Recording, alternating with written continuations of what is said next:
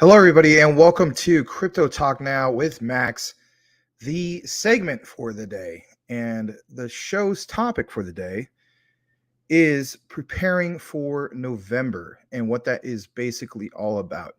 We are talking about ISO 222. It's going to be a great show. You're going to learn a few things that you may have not learned before. But before we kick things into the actual show, we are going to recognize our wonderful community who is here right now. And we're going to start things off with, of course, Larry, who says, "Let's go, Max. Crypto Talk Now. Good to see you, Mr. Larry." And next we have Le Grand Commission. Hello. Good to see you, Le Grand. Jeff Pruden, aka 350Z, the Wall. All right. Mike Cornwell is saying, "Yo, more people were filtering in. This is great." Hopefully everybody saw the new thumbnail that was put up instead of the old one. I thought it looked pretty good. You're saying what's up to everybody, including myself. Good to see you, Jeff. Mike Cornwell, I get no alerts. This is BS. Whatever it is that's been done to stop is from seeing the show. I don't know why that's happening, to be honest. Because if anything, you should get some kind of alert. Anyway. But yeah, we'll have to look more into that. I mean, I know we said that for a while, but I don't know. I mean, it should alert you from at least 6 o'clock to 6 o'clock. That's my time. Whatever time zone you're in. So I think you're in Central, so that would be technically 8 to 8:15. It should say something, you know. Because I didn't have the thumbnail ready. I had it ready maybe like 5 minutes before the actual show, so it shows the new one. So sorry about that. Have to have something on there. You can't just have some blank thing. Nothing against Happy Caddy Crypto, but he does that sometimes too. Like he'll have just there's nothing on the thumbnail, you know what I mean, and then he'll get it ready. But I wanted to at least get something like that. If you want to see the new thumbnail, I'll show you guys that in a little bit. It does look pretty good. April Cornwell, good to see you. Hey. Sorry. Hey. Yes, no alerts for me neither now. Maybe because I don't know, the thumbnail got refreshed and it messed up the whole thing. I don't know. We might have to just, do the whole thing of scheduling way out far in advance, maybe a week in advance. I don't know. And if there's no thumbnails, and we go in and we edited them. And then that way, at least you get the alerts. I don't know how long it takes for YouTube to send you an alert. It might not be something that could just be on the fly like how it used to be. It might just be something in which literally it needs to be like so far in advance where you get to get a notification and then go from there. So I do apologize for that. Mr. Wall, the alert was not sent out to the public via Larry didn't send it out. Okay. Well, I don't think you could really blame him for that one. I'll take the blame for that because you know what? The stream wasn't created until about maybe officially, I don't know. I want to say maybe 10 till 9 Eastern, something like that. So, but even without a thumbnail, it should alert you that there's a stream. So, yeah. Sorry. Not a thumbnail, no alerts either. Yikes. Okay. I always get Larry alerts, not Max. Huh. What's up, CTN fam? Says Mr. Lambo's Crypto Talk. Good to see you, Mr. Lambos. The like button. Yeah, thank you guys. Me either. I just refreshed and noticed you were on. Well, thank you. We'll get that sorted out for real. Even if it has to be, I don't know. Maybe after the show, I just need to put out like 2 weeks worth of advanced broadcasts or something, The only problem with that, though, is if there's a situation in which like I'm stuck in traffic or something like that, and it's scheduled for like 9 Eastern, and I'm technically not on camera until like 9:10 or 9:15, then that means you guys are waiting around a lot. But at least hopefully you get the notification. So Let's see here. You guys welcome each other. Good to see you, Coochie Boy. I fell asleep on Discord, woke up with a dead phone under me at 9 a.m. Lol. Yeah, I imagine. Yeah, you kind of fell asleep on Discord last night. We're trying to talk to you, but that's okay. All the way Enu. Animal farm pigs are flying. AFP. Huh. Okay. Well, thanks for joining us back. I saw you the other night. Glad to see that you joined us back again. Really appreciate that. Let's see here. April Cornwell says, "No worries, Max. She gives me flowers anyway." Well, thank you. Drip is the best. Huh. Okay. Let's see here. Crypto Talk Now. YouTube is messing with this. Could be, but I don't know. I think it might just be an issue. We got to put the broadcast out in advance. All right, Menelect. He's getting everything serious because when Menelect is here, it's like attention. Be on your A game. You know what I mean? Good to see you, Menelect. Always look sharp. Mike Cornwell, we always are getting alerts saying show starts in 30 minutes, then another when it starts at 8 or whatever. Yeah, but you know what? So that's what happened basically. And you could blame me for that. So the actual broadcast was not created until about 10 minutes before 9 Eastern. So then that tells me we have to have it at a minimum of 30 minutes before, just to play it safe. Let's just do an hour before. So I just think it just needs to be like schedule advanced broadcast. And even if the topic, it's like, so let's say, for instance, hypothetically speaking, we'll just name a whole bunch of them, like Crypto Talk Now, Crypto News, and then when it comes to the actual day, we'll go in and edit it to reflect upon the topic at hand, because I don't want to create a bunch of broadcasts and it has like nothing to do with the upcoming news. That'd just be kind of weird. But I get what you're saying. Thank you for reporting that. Mr. Lambos, Crypto Talk. Max, you still optimistic about Luna Classic? I think they're going to be fine. I know there's a lot of people who have given up, and I saw some people from our own community, but there was one guy who used to watch us a lot, and of course we lost him a while back. He still follows me, and I still follow him, and he sent out some tweets basically saying that it's done. I'll just give you that clue. He used the word done. And I can state who it is. Nothing against him. We all are entitled to our own opinion. I don't think it's done. If it was going to be done, I think it would have been done a long time ago, but that's just my humble opinion. If it drops to 4 zeros, then I look at like, all right, I'm cool with that because I'll just buy more. I seen volatility, extreme volatility. You guys have too, especially when it comes to Luna Classic. But I've also seen that same type of volatility, not to, of course, monumental like Luna Classic, but I see it with Shiba Inu. I've seen it, of course, definitely with Chronos. I've seen it with a whole bunch of different tokens and coins. It doesn't matter what it is. An asset, especially when it comes to, crypto, will go through these waves of phases. And just like, I don't know why people think that Luna Classic is immune to it. It's not immune to it. Any crypto is not immune to anything. I mean, anyway. Black Ranger Airsoft. Hey Max, what advice do you have for a new YouTuber looking to make miscellaneous crypto content on my account? Well, hit a niche market. Try not to cover something that everybody else is covering. That's how I started off, and I did well at first. And of course, saw opportunity here, so I went and did that. Maybe try to network with other people.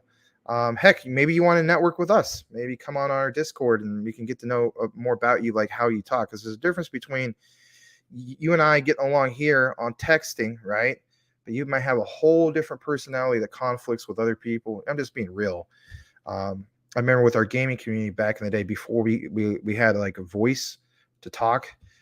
Everybody got along with everyone. Why? Because it's just a bunch of text. But once some of those personalities start mixing in with other people, then you found out, wow, the person that you thought was your best friend, man, you guys don't get along too well. You know what I mean? So you may want to do that. That might not be your thing. Another thing you got to ask yourself is, do you have an issue with being on camera? Are you only going to do recorded videos? You're going to do live? I mean, those are a lot of things you have to take into account. But my thing was be to find a niche. Um, as far like don't do the whole typical thing. Just Shiba Inu. That's really saturated.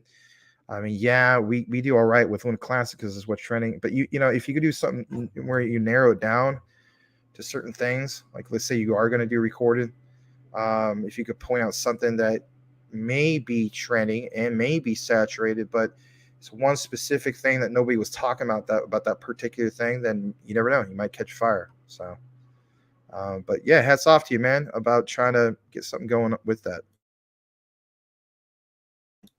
All right, let's welcome a few more people. They're saying what's up to the Mr. Coochie Boy from Tim Shea. Mike Cornwell says, I'm going to get more Loon Class if it keeps going down. Me too. I ain't selling nothing. I am not selling either. Cool Cat Crypto has got a cowboy emoji in the house. Good to see you, Cool Cat. All the way in, get into the drip faucet, guys. This is financial advice. Wow, I never heard anybody actually say that. I make more passively on my drip faucet daily than I do my job. Okay. Huh. All right. Well, we may look at it, but if it's got a really bad token sniffer score, then I don't know what to say about that. Legrand Commission. I told you, Max. Mike did fall asleep. LOL. Yeah, he did. Hey, Cool Cat gives you the dabs. What was that? A little bug flew into my eye out of nowhere. Get out of here, bug. All right. Menelect, the YouTube algorithm has been consistently shadow banning digital asset channels. Could be. I mean, I don't know. I mean, the topic of this thumbnail is basically ISO 222, so you never know. La Grande Commission. If Luna Classic gains a 0, it is going to be fun. Yep. Mike Cornwell. Ole, Super Futter will be back at 001 or 1 cent. Wanting to get more. LOL can't. Yeah, that's always the way it is. Why is that? I don't know. But classic. He's sticking out his eyes like, yeah. All right, Calvin. Good to see you, Calvin, and everybody else. Cool Cat, all you guys. Hey Max, I'm still holding a bag. I'm sorry. I still hold a small bag of Link, but haven't followed it for a year or so. Why the pump now? I have no idea. I know about Link. I never researched Link. So if you ever want me to dive deep into Link, I am not your go-to guy. I'm sorry. I'm not. But I don't know. I don't even know if Link's on my watch list. It might be. I'm fully aware of it. And I'm fully aware it's like, was it top 50, minimum top 100? A lot of people are big fans of it. It hasn't done much of anything for about a year, like you're right. We'll get in. Maybe we can get into what's going on with that.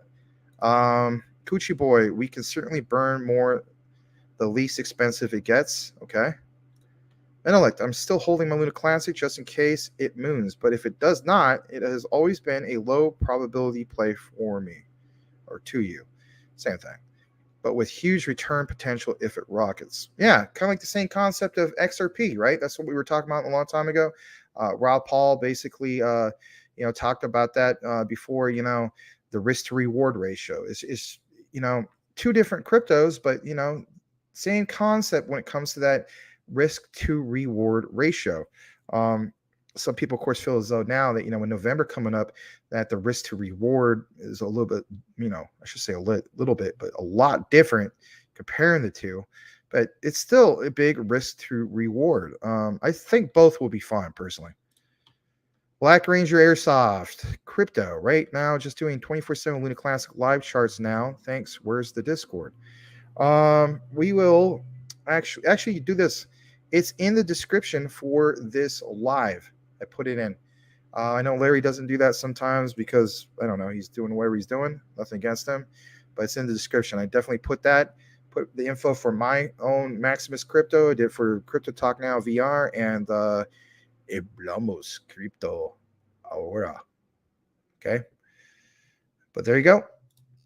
Ninja Star, talk about Quant. There's not a lot of people talking about it, and it's a beautiful project and how to videos for cryptocurrency exchanges and platforms. I did quite a few videos on Quant. We will talk about Quant on the show, so thank you for bringing that prelude into quant. Menelect. Now YouTubers can make a dent by covering the top 10 utility coins weekly, in my opinion. Yeah, maybe we'll do something like that and call it top 10. Pop the contract in the token sniffer. I haven't done that yet for Drip. Okay. Are you actually part of the Drip development team? I mean, give us a little bit more info, and maybe we'll look into that.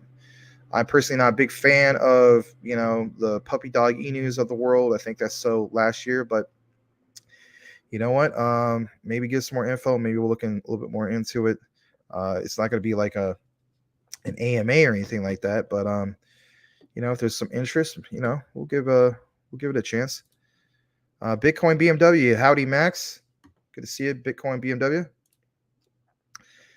Mr. All the Way Enu says AFP contract in the sniffer too. I've never heard of token sniffer. All right, well, it's basically just it's a basic tool that is used to analyze a contract to see if like what kind of sell fees there is, if it's above like say 5 or 10%. That's on both the buy and sell. It analyzes certain things to see. It's like an audit tool, basically. It tries to see if, mainly like BSC contracts, right, for Binance, but mainly like ERC20, because that's 90% of all meme token projects, the puppy dog enus and whatnot, you typically use in ERC20 contracts. So it analyzes that and tries to see if the devs have anything set up in which like maybe there's not enough liquidity, or there's a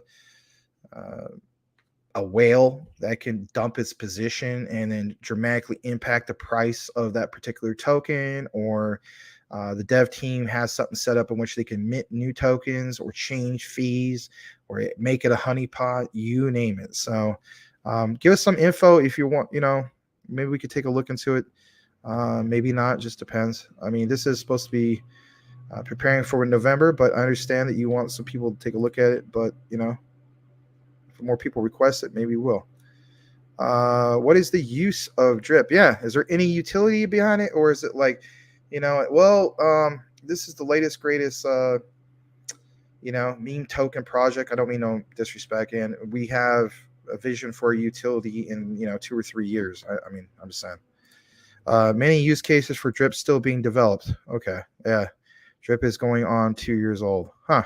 So you guys have been around for 2 years. Wow. Well, yeah, give us some information, and maybe we can look more into it. If you have a contract address, we'll be more than glad to sniff that. Bitcoin BMW, who created Drip? Have they been part of any other projects? Yeah, he's asking all these questions. Animal Farm opens in a few weeks. It's a farm in the Drip ecosystem. Drip is one of the biggest projects on Binance Smart Chain. All right. Menelik, Chainlink is getting more traction because the world is learning interoperability is what will connect the digital universe together. Same with Quant, ALBT, API3, etc. Thank you. Forex Shark is the developer of Drip. Are you guys fully doxed or anything like that? I mean, I don't mean any offense. It's just now this day and age, it's kind of like the standard. So no Forex Shark, only develops his projects. Okay, aware of Forex Shark, says Bitcoin BMW. I am just a Drip investor. Oh, okay. Well, again, if you happen to have some info, maybe we could bring up the contract or something like that. But yeah, nothing wrong with being passionate about what you're invested in, and we appreciate that. All right. Bitcoin BMW, I would find somewhere else to invest, just my 2 cents. Yeah, I mean, and knowing that there's just a lot of other opportunities and so on. All right, Menelek, Quant is getting a lot more attention. I believe Quant traces to under 70 before orbiting. Dollar cost average, or be one of the people who can afford a fraction of a Quant in the future. I don't have a lot of Quant, but I don't have fractions of it. I'll tell you that much. But good to point that out. All the way Enu. My name is just a slam on all the Enus. Haha, I'm no developer. Yeah, I hear you on that when it comes to slam all the Enus. I'm no developer. I'm just a investor in crypto for years now. Okay, cool. I've gone through a lot and found drip that works, and I've made my money back on. Okay. Well, thanks for sharing that. If you happen to have again like some kind of just more info about like maybe a link for we can look more into it, we'll take a look. Yeah, just be safe. Just be safe when it comes to anything, right? All right, so we're gonna read a few more comments and we're gonna kick it into the actual show. We got a great show for you. Thank everybody, of course, who were here. I'm gonna let Jesus turn water to wine, and the SEC sued Jesus for giving the unregistered security wine to the wedding guests. Man, that's a good analogy. I never looked at it that way, but you're very good with words, my friend. You made Tim Shea laugh at least. Yeah. Bitcoin BMW. Yes, Max, you all should do a show on scams in crypto. Yeah.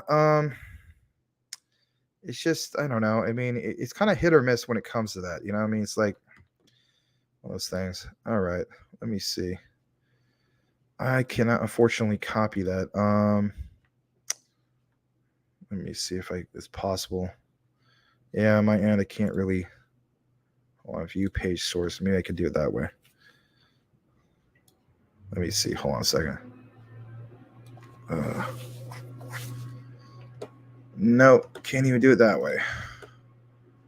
So, how about this? If somebody can copy that, can you just send it to me like on Twitter or something like that? Because there's no way it will allow me through StreamYard from YouTube. All right. I mean, I literally would have to type in one by one by one. That would just take forever. Tim Shea, I agree, Menelect. All right, let's go ahead and take a look at the overall crypto market. And then on top of that, we're going to kick things into the actual show. And if anything, hopefully a few more people will file in on this Sunday evening. All right, let's share the screen. Get things going. As usual, we start things off with the overall crypto market cap here at Crypto Talk Now, sitting at 127 billion even. Of course, it's a slight decrease over the past day. The ones that are trending are Ethereum, PancakeSwap, and XRP. Something I wanted to show is, always mentions the top three, but it never really mentions the top five. I will click on more, and I believe Shiba Inu is at fourth. Yeah, Shiba Inu is still trending, and it's at fourth. So that's good. It's trending more than Luna Classic. Let's see where Luna Classic is on this list. Heck, Terra Luna is trending more than Luna Classic. Quant is trending more. USTC is trending more than Luna Classic. And of course, at 27th is Luna Classic. So mainly because, let's face it, as far as CMC, I get it's just CMC, but, probably because of the price, right? And then a lot of people upset about the whole thing with CZ and Binance and whatnot. But you know what? I have a tweet that I'm going to show you on a snippet. Basically shows you that it is still somewhat trending because, there was roughly like 129,000 tweets that were recently sent out within the last 24 hours. So that's what's going on with that. Let's check out what's going on the 1 hour. Quant is doing the best on that 1 hour. ISOs in general are doing pretty good even on the 1 hour. Check that out. So the Quant, then you got IOTA, another ISO 222 compliant, sitting at about 28 cents. But yeah, Quant 3% up on the 1 hour, 24 hours, 6.67%, and really doing well for the week, up close to 16% for Quant. So that's good to see. And let's take a look, actually. So here's some of my watch list ones. We were going to, at some point, probably next week, I'm going to do, it's not really an AMA or anything like that, but it's kind of a brief review on GBEX, Cool Cat Crypto's, one of his picks that he gave us a long time ago. I've been looking more into it, and since I've seen like recent pumps and so on, it wanted me, it wanted me. Yeah, it wants me now. I wanted to take a little bit more of a deeper dive into it. I'm kind of leaning towards this might be very underrated. I know last night a few of us were talking on the post show for quite a while about ones in which are low cap, but could really take off. And this contract, for instance, I'm just going to do it for a moment. Look at the contract, right? So it's XDC's contract, as you know, with Zenfin, which is XDC. And when you go there, basically, I'll do one more thing because I don't want to just do the whole focus on it. There's some things that really stood out about this, right? So, for instance, like, it says, do you know about GBEX? First deflationary exchange token, right? There's automatic rewards, bonus tokens, there's staking, of course, 10% APY. But one thing that I liked when I went further through here, right, is I liked this statement here. It says that it says open a multi-currency account with either euros, USD, currency, some of these other ones, right?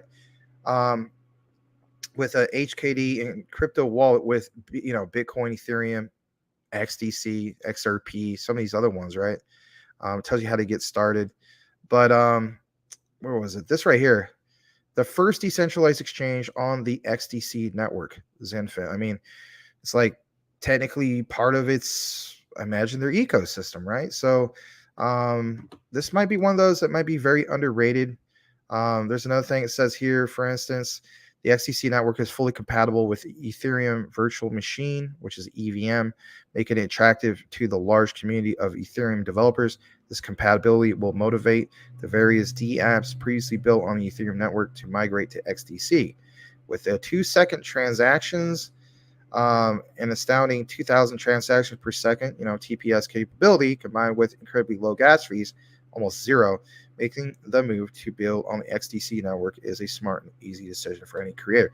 So, I mean, again, it's a small or low market cap, I guess you could say, token built on XDC as part of their ecosystem. And it's been doing really, really well. And that's really, really cool to see that. And of course, shout out to Cool Cat for introducing us to it a while back. We'll take a deeper dive into it a little bit later, maybe look at the white papers, stuff like that. But I just wanted to mention that. So a little bit more. So I don't know. I mean, yeah, we see Time Wonderland doing well. I don't know. Maybe that was one I missed out on, at those prices, but I don't know. I just don't like what they did. But then again, it's like, well, yeah, Max, do you like what they did with VGX? Do you like what they did with Celsius? Yeah, I get where you're coming from. But I still want to find out a little bit more of why, Time Wonderland is doing so well. Because, I mean, let's face it, the all-time highs were like 14,000 plus, right? Excuse me. I hold half pizza. I am looking to get out of that completely as soon as I could turn profits on it. It's something that I don't really want to mess with more. I don't like what the dev team has done, but I do hold a decent position of that, and I have for a while. I did a review on them back in MaximusCrypto. Anyway, a few more VGX. Was doing kind of decent, so on. Of course, Vita Inu, aka Vinu, one that Mike Cornwell's in, is doing all right, 8.37%. I know some of you guys are still into Terrarium, but I don't know what's up with them. That whole thing of stating that they got listed on Binance, and that wasn't even true. That just took the whole air out of the bag, and I don't think they ever really recovered much since then. But to each his own. And of course, there's Ape Coins doing all right, and that's about it. I mean, there's more, but those are the standout ones. As far as like what's really on sale, Luna Classic is absolutely on sale. This could very well lose another zero, and if it does, you may feel as though it is probably going to be the last big buying opportunity for you. We never thought that we would see 4 zeros again, but we very well could. Maybe we won't, but even at these levels, that's a pretty good buying opportunity, despite all the FUD that has been recently put out there, right? There's some other ones, of course. Maybe you want to get a position of the new Terra Luna. Maybe you don't. Maybe you're like, I could care less if that goes to $100 a coin. I just can't stand them. I get it. Celsius, distressed asset. Is that a good one to get into? You tell me. I feel like it is for bi-weekly swing trading. Okay. And then, of course, USTC obviously has always been one of those in which um, does pretty well. And at that price level, I may consider finally getting into it. I've been wanting to for a while, but I don't know. I might still see other opportunity being better. Raven Coin, talk about that briefly. I think that's a pretty good entry point if you wanted to get into that.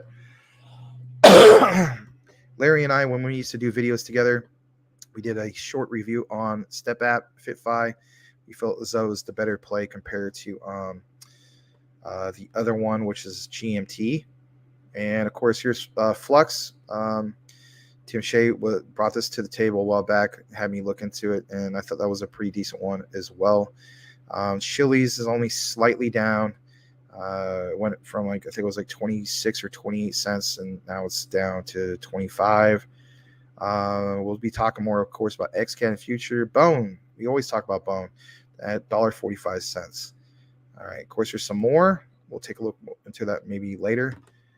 All right, so let's kick things into what ISO 222 is all about, especially for all you new people.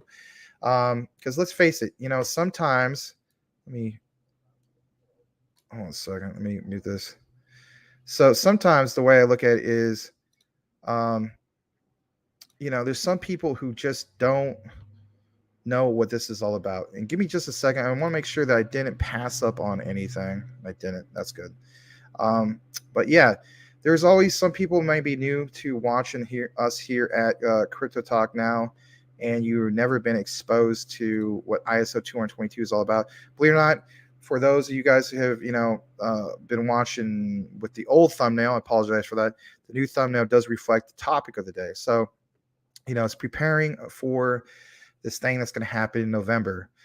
In regards to ISO 222. So for a lot of the new people, this is for you, and it might be a nice, little refresher for yourself when it comes to all this. So what is ISO 222 and how will it impact the financial industry?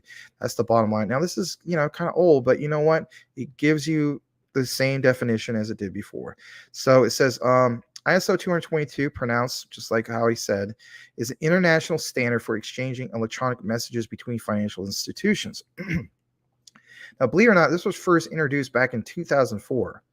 It says ISO 222 was created to give the financial industry a common platform for developing messages using a modeling methodology, a central dictionary, and a set of XML and AS and .1 design rules. Now, if you're kind of like, well, I don't know what that means, that's okay. It's just some of the language. Kind of like if you've ever used the likes of what they call Python or JavaScript and stuff like that. It's just computer language, nothing to sweat. You heard, of course, about Swift. If you've been following anything in regards to what happened with the whole thing with Russia and Ukraine, it got brought up in the news quite a bit and so on. They basically, have been for quite some time. I believe back to the 1970s, the old standard for cross-border payments, how countries are able to basically pass money onto each other from one nation to the other, and it's a process that basically can take quite a bit of time. Basically, it could take maybe a few hours or maybe the whole day. Of course, dating back from the 70s to present, right?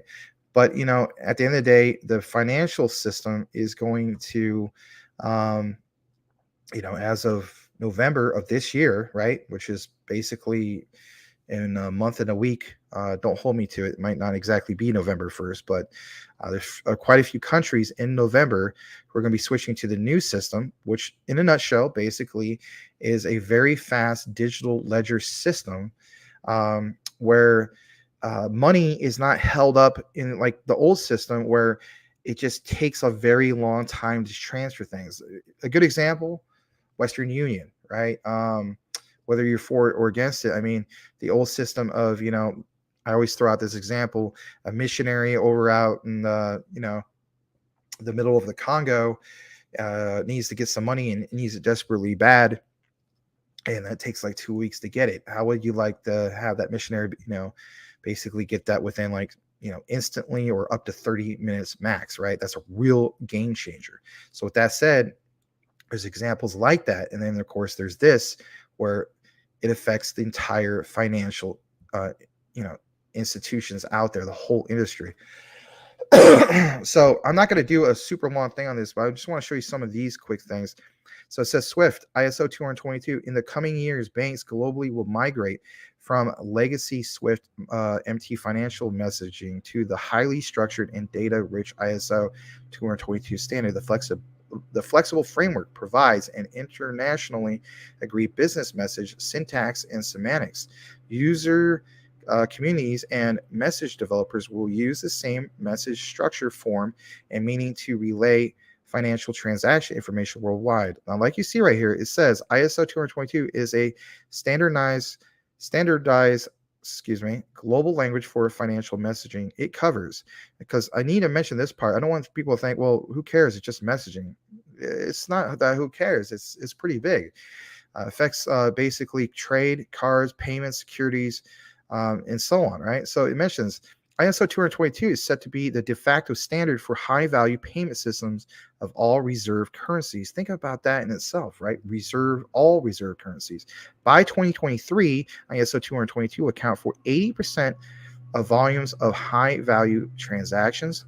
Like we're talking cross border payments. Literally, an entire nation is transferring, like, it could be as much as $5 trillion. In some cases, even much more than that. And that's nothing to bat an eye out at, right?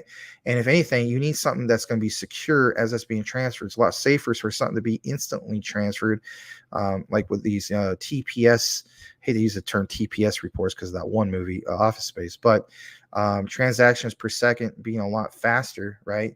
Compared to like taking a full hour. Think about this: a hacker or a hacking group are more likely to be able to have a chance to hack into something and take a portion of that within an hour to be able to do that, right? Compared to something traveling, instantaneously, or just a matter of a few minutes, right? Big difference. On top of that, this new method is a lot more secure. So anyway, and it also mentions 87% value of high value transactions. Then there's this open banking real-time gross settlement, which is RTGS system renewal, and instant payments have propelled the payments industry forward in recent years. All these developments affect financial institutions and require resources and investments to implement. The migration of the new systems and standards such as ISO 222 in particular will have a profound impact on banks, corporations, anyone with a stake in the payments business. Think about that for a second. The new global language of financial messaging will increase interoperability by supporting non-Latin alphabets, following XML-based approaches, and harmonizing formats, I should say, that could not previously work with one another. Now, I just want to take a brief moment to talk about that. You may not quite get this, but if anything, think about this for a second, right? So the old system, it's like everything has to, you think of like you send out a message and then, like when you ping something, like I'm pinging this guy, I'm in Phoenix, I'm going to ping a location in, I don't know, Madrid, Spain, right? And then he pings me back with a reply to that message. My message is in English and the reply back is in, of course, Spanish, right? But if you think about it, it's like he is still messaging me back, in a language, even though it might be interpreted as, Espanol, right? But I could still make out what that is in text form. When it comes to some of these other ones, right? Some of you guys have probably even experienced this in gaming, right? There'll always be that typical, that random Russian person or something like that. He sends a text back, but it comes back all crazy looking, and you don't understand what the heck that is. And on your screen, it's just like upside down looking letters and numbers, and just it's like bizarre. At the end of the day, when it comes to the messaging standard, there is these things that are sent to him, he interprets what we send, right? And it takes time to divulge, or what you want to call it, interpret what that is. I guess you could say through like a computer or a server, right? And then to take that message and interpret in a way for that to be understood on their end, their financial end, their whatever they're using, their computer, etc. And then that reply back. Think of all that time that happens, right? Well, with the new messaging standard where it instantly, I should say instantly, I mean, that's kind of like an overused word, but something more efficient in which goes through all this information and basically sends back packets of information to, um, show what this basically means. That in itself, think about it, the old expression, time is money. Well, if things take less time and things move faster, and you're making it so people's money isn't like being held and they don't have to jump through as much red tape and so on. And you get where I'm going with this. So think about this: Chinese characters, right? Korean characters, Japanese characters, right? That's characters. That's not necessarily like an alphabet, it's actual characters. With new technology, you have these messaging standards in their financial systems and so on being sent across, the internet, where you want to call it. And previously speaking, there was these type of standards, but it just didn't work great. I mean, yeah, things would get done, but it wasn't as efficient as it is now. As we know, when they started introducing a lot of these things, like in 2004 and whatnot, we have come, of course, a long way. I mean, heck, we're talking about things back in Web 2, and now we're talking about the likes of Web 3. So I just want to take a moment to have people kind of understand that for a moment. I'm going to kick it back in the comments just in a little bit because I want the flow of this to go well. But if anything, I want people to understand a little bit more about the whole ISO 222, because it's not just, there's a false, I guess you could say, narrative that people think that this is replacing Swift. It's not replacing Swift. If anything, it's an upgrade of what Swift is. This should be the main takeaway. But anyway, this right here, so it basically states harmonizing formats that could not previously work with one another, right? Like, so again, the Chinese character and the other one, maybe it kind of works, and then they figure out like, oh, okay, this guy from such and such bank wants this amount of money transferred to such and such, because at the tail end of the message, that's what it says. And then maybe, I don't know, a bank manager literally making that phone call. You never know, right? But by having clarification instantly without having to jump through extra hoops and so on, these messaging standards are going to dramatically help everything, the flow of how business is conducted and so on. So ISO 222 messages can be grouped based on data components from different payment methods. The standard applies to routing of domestic cross-border ACH real-time and high-value payments. Financial institutions can leverage ISO 222's increased interoperability to increase efficiency while reducing costs and exposure to risk. Now, if you're still with me, some of you guys may be thinking, I don't give a crap about this. Like, I'm just a retail investor. This is boring. I'm going to click this off. I'm going off to the next channel. I want to hear about my hopium. Well, guess what? I want to tell you flat out, you probably should try to look more into this, because if anything, if you got into crypto about making that, quote unquote generational wealth, this is how we get there. This is how basically as we call the light switch gets turned on. It's going to be the financial sector that brings in massive crypto adoption. It is not us as retail investors. That represents such a small portion of all that. So if you've been hearing, certain content creators telling you things like, there's no way that crypto is going to hit, $50 trillion market cap in the future. That's, impossible. I got news for you. It's more than possible. This is how it's done, because what's going to happen is your crypto, or I should say, like your debit card, your assets will be tied into crypto without you even knowing. And if anything, in places like Europe and Asia Pacific areas, it's literally going to start happening when? By November, hence the thumbnail. So like we see right here, where is it, right? Adding ISO 222 based services and effective fraud detection methods, for instance, more secure. Swift estimates that announced deadlines are met if announcement deadlines are met. 79% of high-value payments by volume and 87% by value will already have migrated to ISO 222 by 2023. I think 2023 is going to be the biggest year for ISO 222. I know that we're going to catch a glimpse of it here briefly within this last couple months of 2022. Don't get me wrong, right? But 2023 is going to be the big standout year, and then everything from there. I think you'll see a lot more countries. Hopefully, I should say a lot more countries, but yeah, you'll see a lot more countries coming on board, and hopefully the United States will realize how well all these other nations are doing and won't wait until 2025 that they'll, want to leap ahead and say, yeah, you know what, we're not waiting until then. Let's go ahead and get this going. I want to show you guys one more thing, and this is this. I saw this earlier today before the show, and I wanted to prepare this for you guys before I kick it in the comments, and I will right after this. It says benefits of ISO 222, right? There's, of course, many benefits, but check this out. The flexibility. ISO 222 can adapt more easily than current messaging standards. Now, again, if you're still with me, you may be wondering, well, how the freaking heck is this tied into crypto, Max?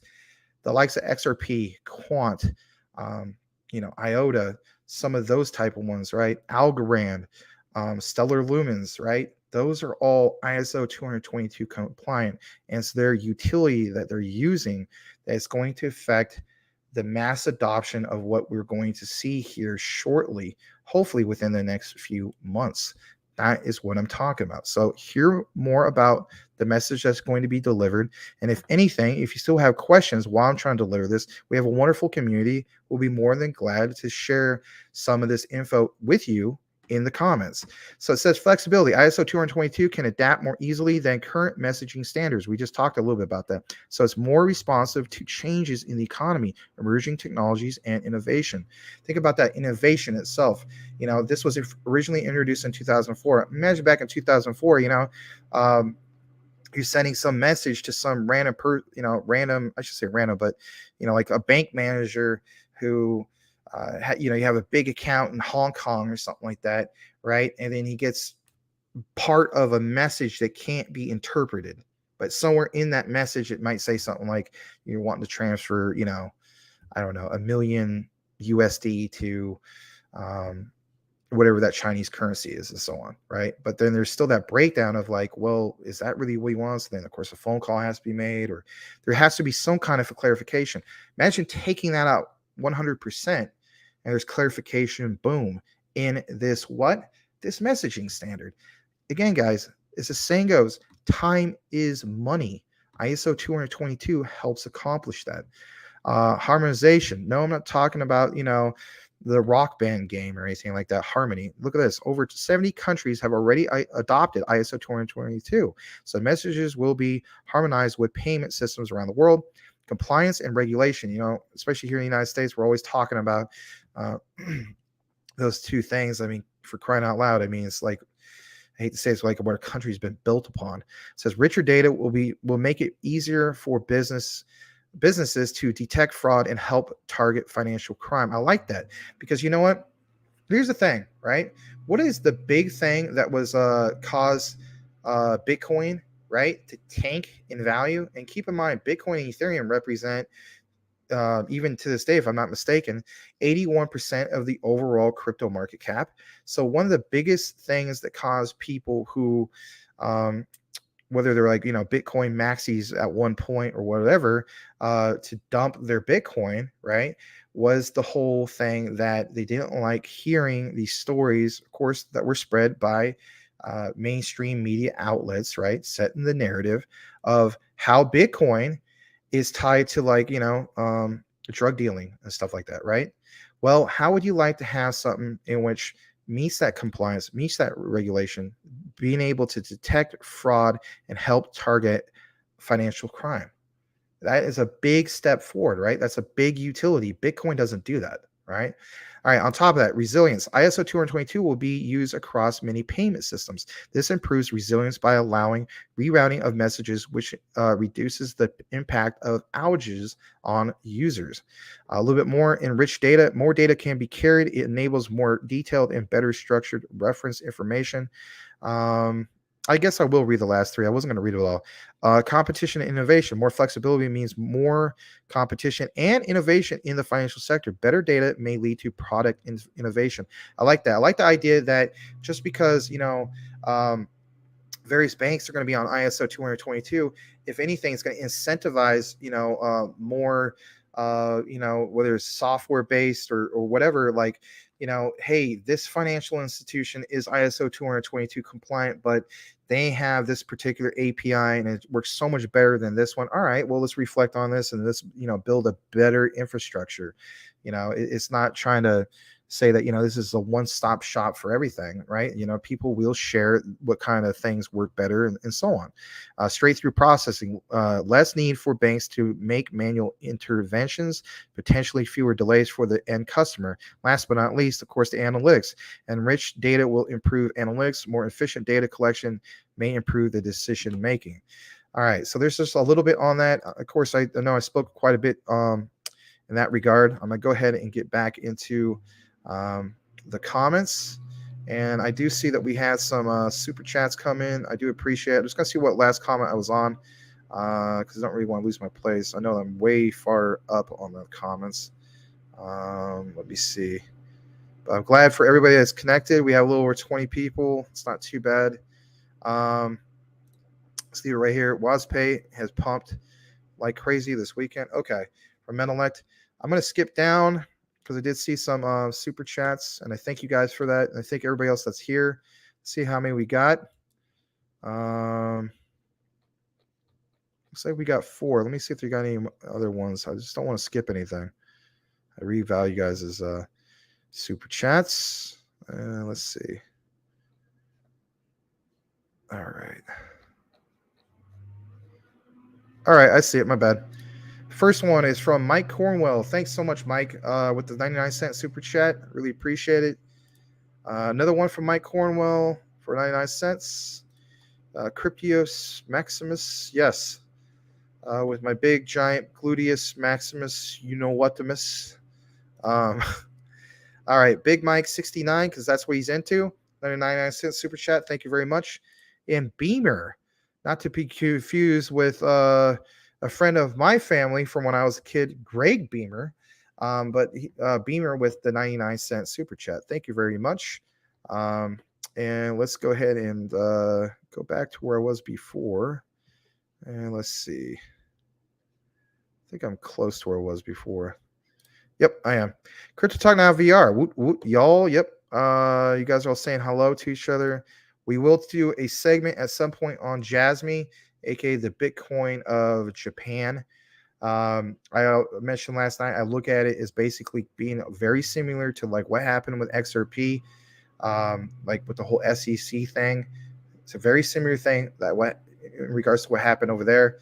This thing launched and a while back, and was well over $4, and it tanked in prices well below a penny. But if they get things changing for the good, what I mean, like their version of the SEC drops that whatever, this is a lawsuit, whatever, and this thing gets officially adopted by the country Japan, that could be like one of the biggest opportunities ever. All right, a little bit more. All right. GBEX is solid. All right. I'm glad to hear this from you. Menelek thinks XSP is slightly better, but he owns both. GBEX will also burn a massive number of coins going forward. Thank you for that, input of, where you're at with that, with GBEX, I should say, and the other one. I like hearing community feedback because if anything, as we know, it instills community confidence.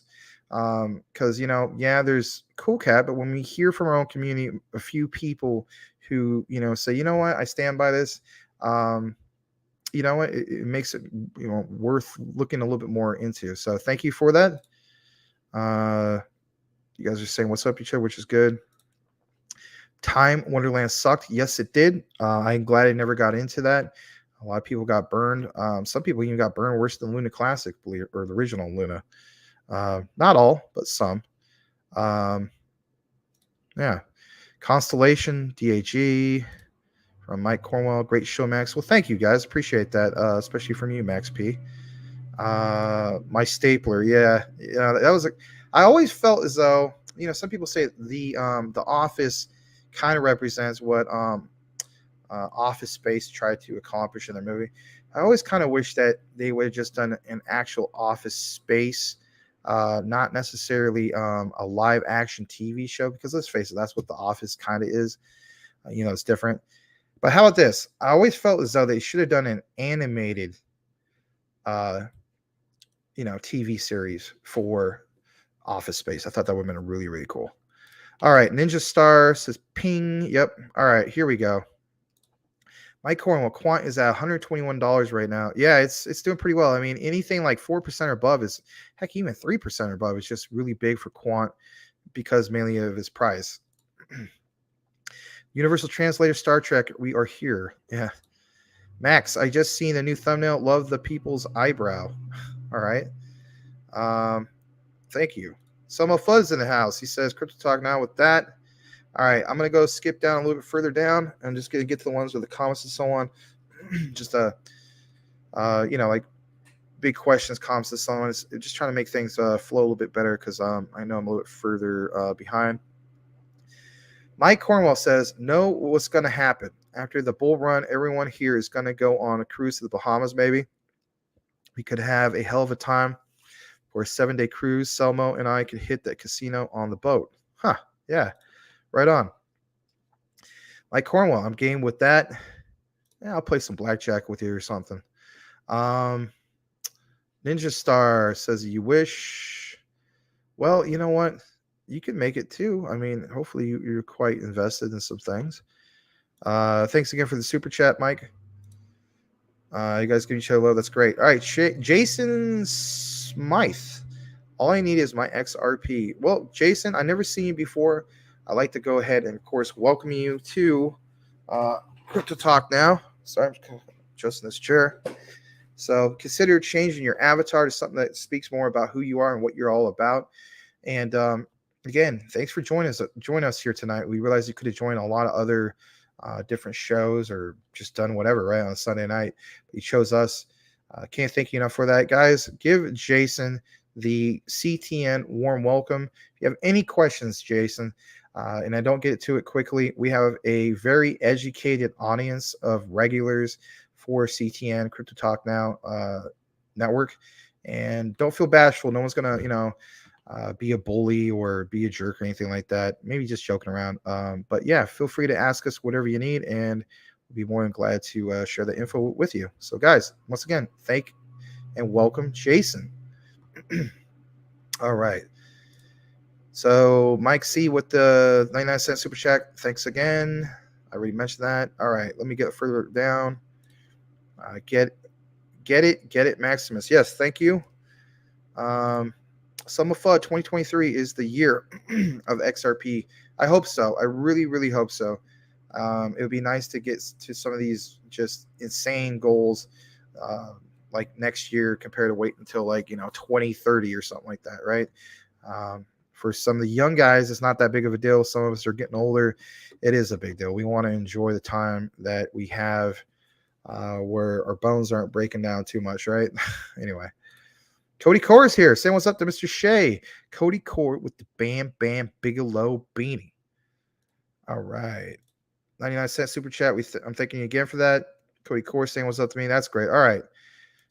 Thank you guys again. We all need this bull run. We do. And good to see you, Mr. Bull Run Ready, aka Lee Figueroa, with the great hair and the nice looking chain. All right. Beamer, we love the Max show. Thanks, guys. Really appreciate it. I'm glad to be here, of course. And however many days I have to be here in a row to make it happen is what I got to do. But I'm okay with that. Cody Core, hopefully, is a utility bull run. Huh. Yeah, Menelik was talking about it earlier. The top 10 utility coin/tokens out there. Are we going to see a glimpse of that, bull run? Maybe. All the way Enu says XRP on fire. All right, Ninja Star, I've been hacked. If I start posting cookies, it's not me. Oh, no. Okay. All right, let's go a little bit further down, way further down. Is it Katie? let's welcome Katie. She says loading up on CRO. That's good. I've been staking with my CRO for probably over a year now. Also last year I turned $1,700 worth of CRO and basically turned that into a little over 10 grand. And I got back into CRO because I didn't cash out my entire bag and so on. But I was very, very glad to be in CRO, and I'm glad to see that it's starting to kind of do something. And it's kind of been not doing a lot as of lately, but I never lost my faith in CRO. Glad to see that you're loading up on that. It's a really good one to be in. Not financial advice like I mentioned, but I'm glad to hear it from you as well. So guys, give Katie a warm welcome to Crypto Talk Now. Katie, I do see you have a custom avatar. That's great. Glad to see it. Thanks for choosing us tonight compared to maybe some of the other shows or live streams that you normally join. We have a very welcoming community. If you have any questions or comments, don't feel bashful. Go ahead and just ask it. We have a very, like I mentioned, warm, welcoming community. Guys, gals, let's give Katie the CTN welcome. Thank you for joining us tonight. Bitcoin BMW, howdy, Jason. You bully cookies by eating them. Absolutely. All right. Samuel, don't call me Captain Hook. He's here, everybody. He states, how is everybody doing? I hope all is well with everyone. We're doing good, and we're glad to see you, Samuel. Consider joining us on the Discord sometime. It'd be nice to actually talk to you sometime. We have some good talk. Jeff, he kind of rough around the edges, but he's a good guy. I think he might have invested in some of that Dr. Squatch soap. Last time I saw him, he had a really masculine Sasquatch beard going on, but I think he did something about that, and he seems to be a lot more happier. And then as of lately, he's turned into a ninja. He's been practicing his ninjutsu. I know that sounds very off the wall, but these are some of the off the wall things that we mentioned on the Discord. All right. So he's welcoming you. Everybody's welcoming you. That's great. Let's see here. Samuel Hook says, great buy point on Luna Classic. It is. It could very well drop another 0, and that would even be a way better buying opportunity, right? I mean, if it drops another 0, my attitude is like, I'll be at my goal of 20 million so much easier for so much less, right? And maybe same for you. Crypto Talk Now VR. Hello. Thank you. Welcome to all the folks. Yep. Joyce states, need all my crypto to the moon because I'm too old to what long? Oh, maybe it's a typo. Well, you know what? We all need to go to the moon, and I totally can relate to where you're coming from. Guys, give Joyce a warm Crypto Talk Now welcome. Consider changing your avatar, that thing to the left of your name, that circle, to something about who you are and what you're all about. And thank you for joining us tonight. Like I mentioned, we have a very welcoming community, and we hope that you become a regular here. All right. Let's see here. Cooking the books, Hook, says Selma Foot. All right. Let's see who else. Jeff Prudence says he just shade. Wow. All right. Yes, he is the funny one, and it's okay to say the blankety blank word lot, but I've been trying to clean it up because when he sees Legrand, he thinks he's a heathen. All right, so Coochie Boys welcome you. That's great. Let's go ahead and kick it right back into the show, and I'll show you guys a little bit more on what I want to show you in regards to XRP, maybe a little bit of quant, and of course the whole thing with ISO. We got some really good things in store for the rest of the show, and on top of it, we even have some really good video clips for you, just kind of make it a little bit more exciting. All right. So we already covered some of this. I didn't want to read all of this because that wasn't it, but I already showed you guys this before. And of course, there's this. Hold on a second. I got a DM from somebody. Well, you know what? We'll go ahead and read this first. So it states, just in, the NASDAQ launches. Hold on. The NASDAQ launches digital assets unit to offer custody service for Bitcoin and Ethereum institutional investors. Thank you to Tim Shea, who reported this straight from Watcher Guru. A lot of us are, subscribe. I'm sorry, to Watch Your Guru. There's another one from Mr. Shea. Maybe you sent that to me last Tuesday. My bad. Well, there it is again. How about that? And of course, there's this one right here. Breaking: International Criminal Police Organization issues worldwide arrest warrant for Terra founder Do Kwon. Ooh, dun dun dun. We'll have to look a little bit more into that. But I mean, it's Watch Your Guru. I mean, Watch Your Guru does kind of fact check a lot of things, so I'm kind of leaning towards that. I'm not officially stating that's what is happening, but we'll have to see. I mean, he's been in a lot of hot water for a while, and we'll see what happens with that. But thank you again to Mr. Tim Shea for sharing that. I'm just going to go a little bit further back because I don't want to lose my spot. Okay, I guess it's like that. And Larry, if you're watching, watch my tweet that I sent out about you. You can click on my page. It's about some guy. I don't know if it's in Philly or actually it looked like it was Brooklyn, but I don't know. Anyway, here we go. It says, what is ISO 222? Now, of course, we covered what that is earlier, but check this out. It says, if you follow XRP, Stellar Lumens, or other tokens in the payment space, you may have already heard about this upcoming ISO 222 changes. A thread on the changes to the financial system and a few important terms to understand. Now, I'm going to zoom in a little bit more on this, just for you guys to see it too. So the international standards for global payments is ISO 222. Major enhancements to the global financial system are being rolled out over the next few years. When funds are moved across borders, there are software systems to support and enable those transactions, right? One big one, of course, think about Quant, right? It's literally the premier operating system for blockchain, and it has a lot to do with what you see with ISO 222, and it literally connects everything in that regard. I mean, we're talking, Web3, what's happening on the global scale with these financial institutions, banks, central banks, you name it, right?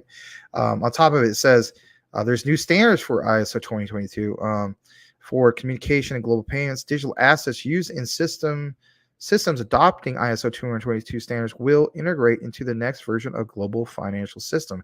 And literally that's already been set, and the switch gets turned on in November for many countries. It's not like, they're just thinking about doing it.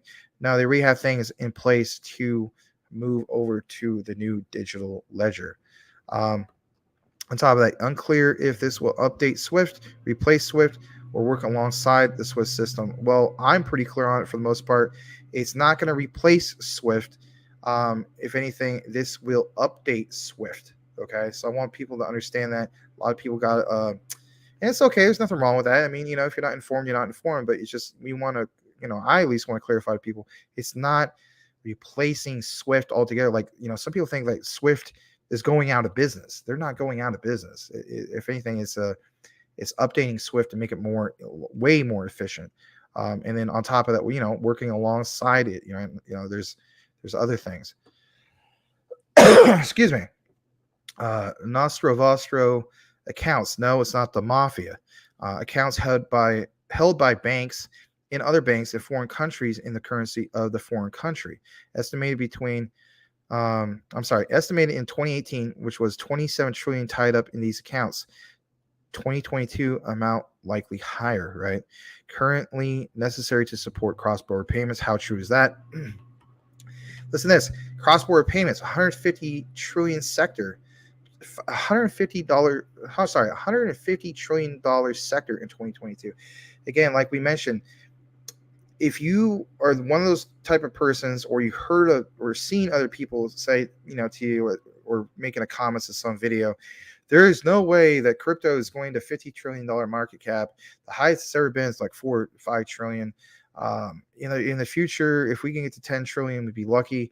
I'm telling you, again, these are the people that are focusing too much from a retail investor point of view, and they have not properly researched the things of what you see here with ISO 2022. We're talking vast amounts of money, not just vast amounts of money, trillions of dollars being flowed through, the financial systems of the world, the central banks. I mean, come on, all across Europe is probably where it's going to first start. Certain parts, of course, of Southeast, I'm sorry, of Asia Pacific, right? But the point is, that is where the mass adoption first happens, right? And don't get me wrong. I mean, by 2030, they state that 50% of the world should be into crypto at some point by then. But I'm telling you flat out, it's not 50% of the retail investors. Okay. The big portion is going to represent the financial industry and so on. Kind of like for the same reason where you look at the overall crypto market cap of Bitcoin and Ethereum represents 81% of that total market cap, right? Well, the same thing would apply, not exactly the same thing, but you weren't coming from like, you know, with ISO 222, it's like the big majority is just that, the financial sector, not the retail investors like us. And of course, those percentages will go up, but it's still never going to be as big as like, I mean, come on. I mean, we're talking about banks for the same reason, like us as, I don't know, like whatever savings account we have doesn't even compare to like what banks have, right? I guess that's a good way of mentioning it or putting it in an analogy type of explanation. All right, remittances, money sent across borders, typically from one person to another. Common scenario when people from poor nations, with like third world countries and so on, move to wealthier nations to work and regularly send money back home. Think about that in itself. Think about how long. You know what? Quant did a very good job of covering that. Like we did a video a while back, a few months ago, when Quant was having like a decent pump during that time, and basically went from, I believe it was $40 to well over 100. Right.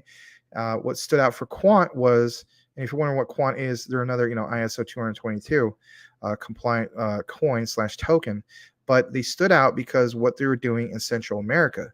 Look at this comment here about remittances. Common scenario when people from poor nations move to wealthier nations, right?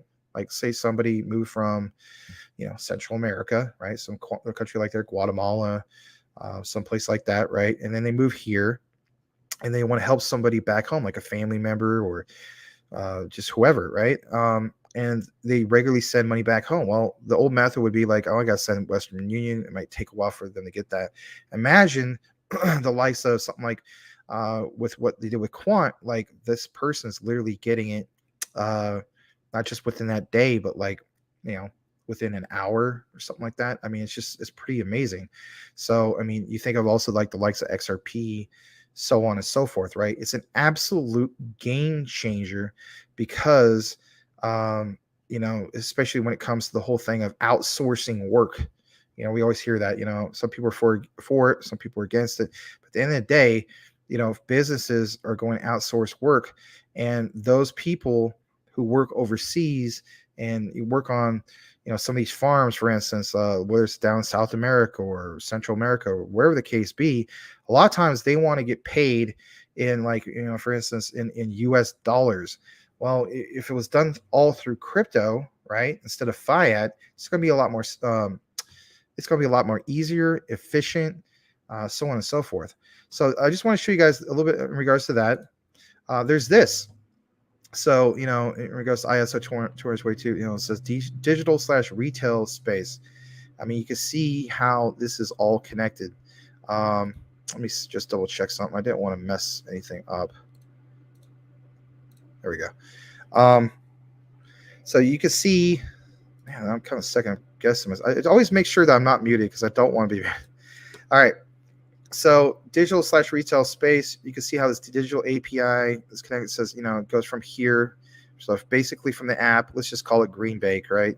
Uncle Ben. That's horrible. Anyway, current amount, 150, was that euros? It goes through the digital API, right? Remember how we were talking about the beginning of the show, how that message is being sent? Think about that in itself. The message that's ISO 222 compliant, right, compared to the old system. So it passes through there. Then there's the acceptance of digital payment, goes down, right? Creates a general payment. Then, for one, there's this whole thing of what you see on the corporate side, right? Corporate customer to bank.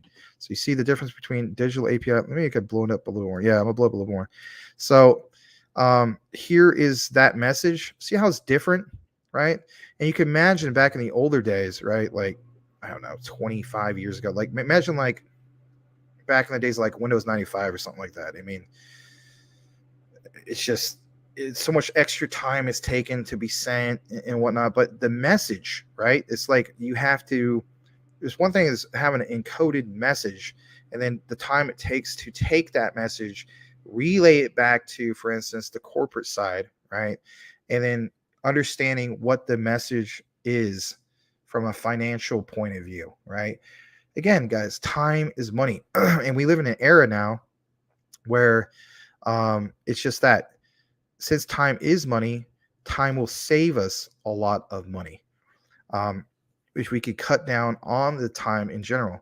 So, like it mentions, it goes from there to accept the corporate payment, creates a general payment like right there, right? And of course, it shows the accounts, databases, the payee, the addresses, all that. This is like all these things that happen that people don't realize. All this stuff that floats around in thin air, right? There's a lot of communication that happens, and of course, it kicks it back to the what you see here with the bank, the interbank space, clearing and settlement space. I'm just kind of giving you a scope of how the ISO 222 scope is basically going in that regard. And then there's this. I forgot where I got this from, but I thought it was nice because I was able to just zoom in a little bit more. So, for instance, you have an idea of how this is all done. It says on the very bottom, from Q3 2023, only structured address data for parties. Look at all the ones that are going live during this time. So, of course, back in 2019, we had the UK, which was in a preparation phase. And then after that, between 2020 and 21, the introduction phase. And again, that's just for the United Kingdom, right? And of course, between 2022, which is like coming up to go live, right? November. And then, of course, the enhancement phase, just because they're live, like how can they make enhancements to their, to their APIs, their infrastructure, everything, right? Make everything more and more efficient. And of course, the maturing phase where like this is the standard, we're already used to it. People now know the norm and how easy it is to, send money, so on. Of course, there's the United States in regards to this, way later for the show. We'll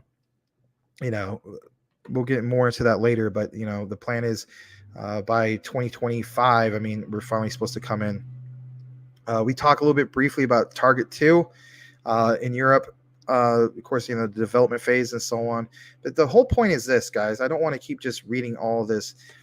Two main takeaways, like you see here. Here's the one for SWIFT, ISO 222 cross-border payment specifications from 2019 all the way, of course, to this year, 2022. But the clear key takeaway, right, is all this goes live for the most part, right? Not every country is going to be on board, but there's quite a few, right? Like about 70 that I know of. When does this all happen? All happens in November. So where are you with your cryptos? Does your crypto provide some kind of money payment? And if so, what type of utility is involved in that? Or are all your cryptos tied to like memes? I hate to say it. And the ones that have no utility. At some point you were turned on with crypto, in a way that you realize that at some point, of course, you heard about Bitcoin and, like, wow, look where that went, like 2000, was it late 2009, early 2010? It could have been like $5. You know what I mean? I know for a fact I think it was like 2010 or 2011. It was $5, and it went from there to, a big leap in 2013. I think it was like 600, and of course, back in 2017, we saw the prices that we saw. I think it was 8,000, and went higher than that. Don't quote me on some of that stuff, but what I'm saying is I do remember it as low as $5, and then of course, even though we haven't seen the all-time highs like we did of like 60 plus thousand, right? Even in where it's at right now, where it tanked down to 18,800 or 18,900, people are still way, way up if you want to look at it from that perspective. So my point is, is you see all these going live and you see where, the expression of where is the financial sector is going. Well, they're going is they don't want, money tied up in the old way of doing things. They want to get on the new system. It's a lot more faster, more efficient. Um, Heck, what about all the, the venture, capital firms or and so on that just don't want to wait so long to raise capital? You know what I mean? The old system would take quite a bit of time, especially if it's a lot of money, like, we're talking billions, or in this case, the transfer of money between nations, trillions. So if you have a certain crypto, right, like XRP and so on, Ripple's XRP, Quant, a few of these other ones, where their utility is just that tied into this stuff, well, it could be absolutely monumental for you, and it could be the generational wealth that you're looking for. If you're still with me, thanks for being here. And let's face it, we realize there's a lot of other content creators that will basically, pound home the whole thing of Luna Classic and whatnot. Don't get me wrong, we're into that. But for today's show, we want to take a moment to have people who are tuning in for the first time, and even some people who have heard about this in the past have a more of a firmer understanding of how the likes of Quant and ISO 222, how it's connected to everything, and how this flip of the switch is literally ready to happen. Like it says here, to go live. All right. And then on the bottom, like it says, 3 years coexistence phase for Swift. It's just that. All right. A little bit more. XRP price prediction. It's time to lock in the gains, like it mentions. XRP, by the way, this was published today. This is fresh from FX Street. John Isigi, I can't pronounce that, published this from FX Street, so shout out to him. But it mentions some of this. Is it really time to lock in the gains? Well, a few key takeaways. XRP price hints at a reversal after a 30% rally in 7 days. The hope that the lawsuit against Ripple may be coming to an end elicits interest from investors, right? A pullback seems imminent due to the absence of solid support areas, which is understandable. XRP's price is slowing down from its winning streak this week, but not too much, right? The international money remittance token issued by Ripple jumped a whopping 75% from 32 cents to, a little over 56 cents between September 16th and September 23rd.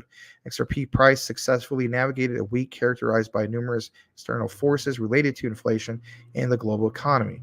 Now, of course, the hot topic, right, is always going to be SEC versus Ripple. What's going on with that? Are we really going to see closure?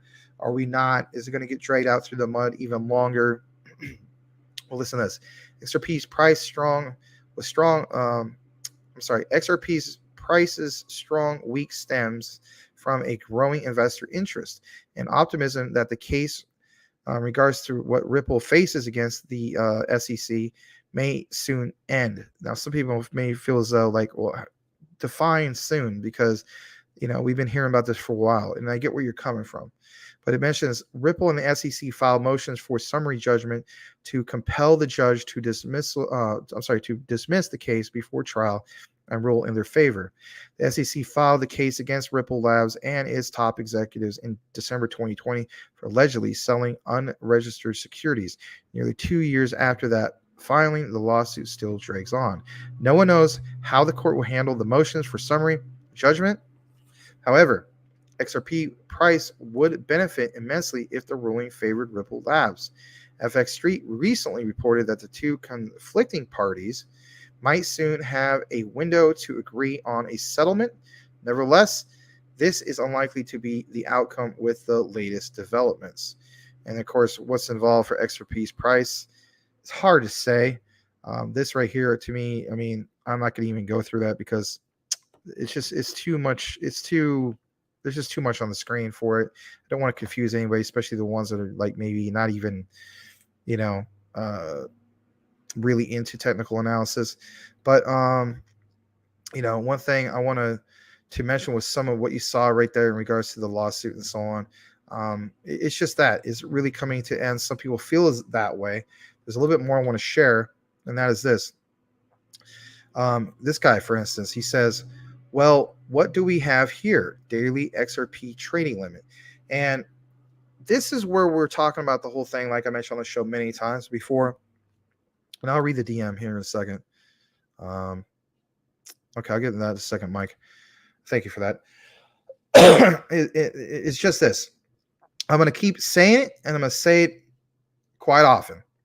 If your crypto asset, okay, whether it's Luna Classic, Shiba Inu from last year, or heck, even Dogecoin at some point,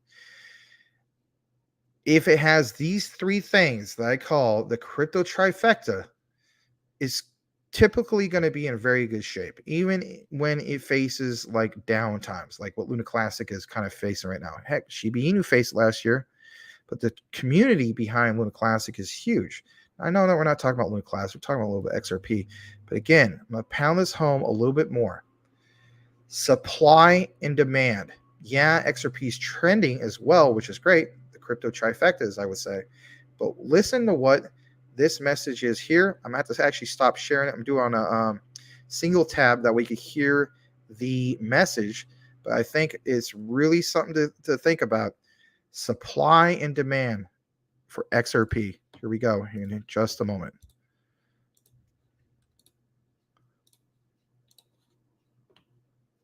All right, let's see here. There's some a little bit of bad language. I do apologize for that. It's not me speaking, obviously, it's this guy. But listen to this. Here we go. Hello. What have we got here then?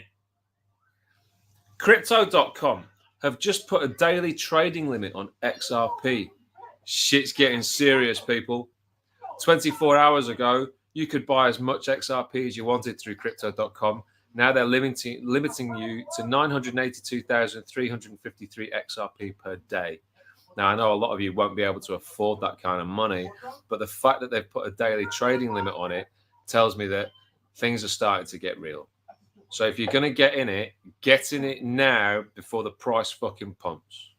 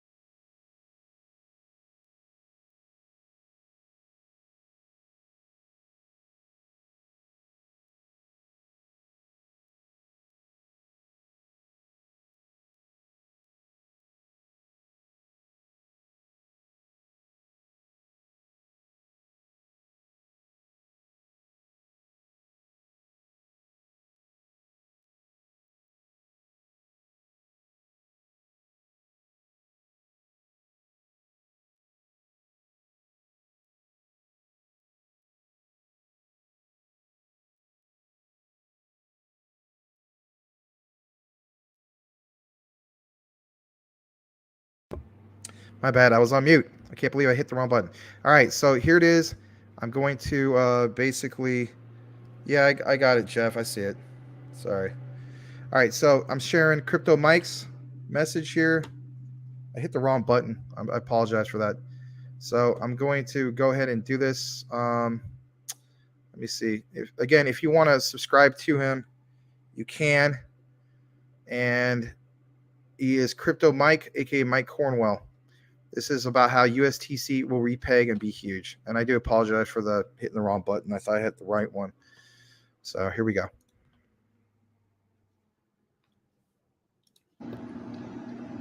This is something I was wanting to explain to everybody about Luna Classic and the USTC repegging event.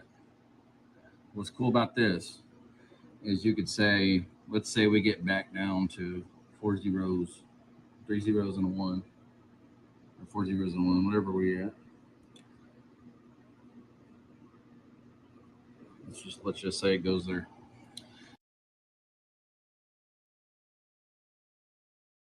All right, so we spend $1,000 on Luna Classic.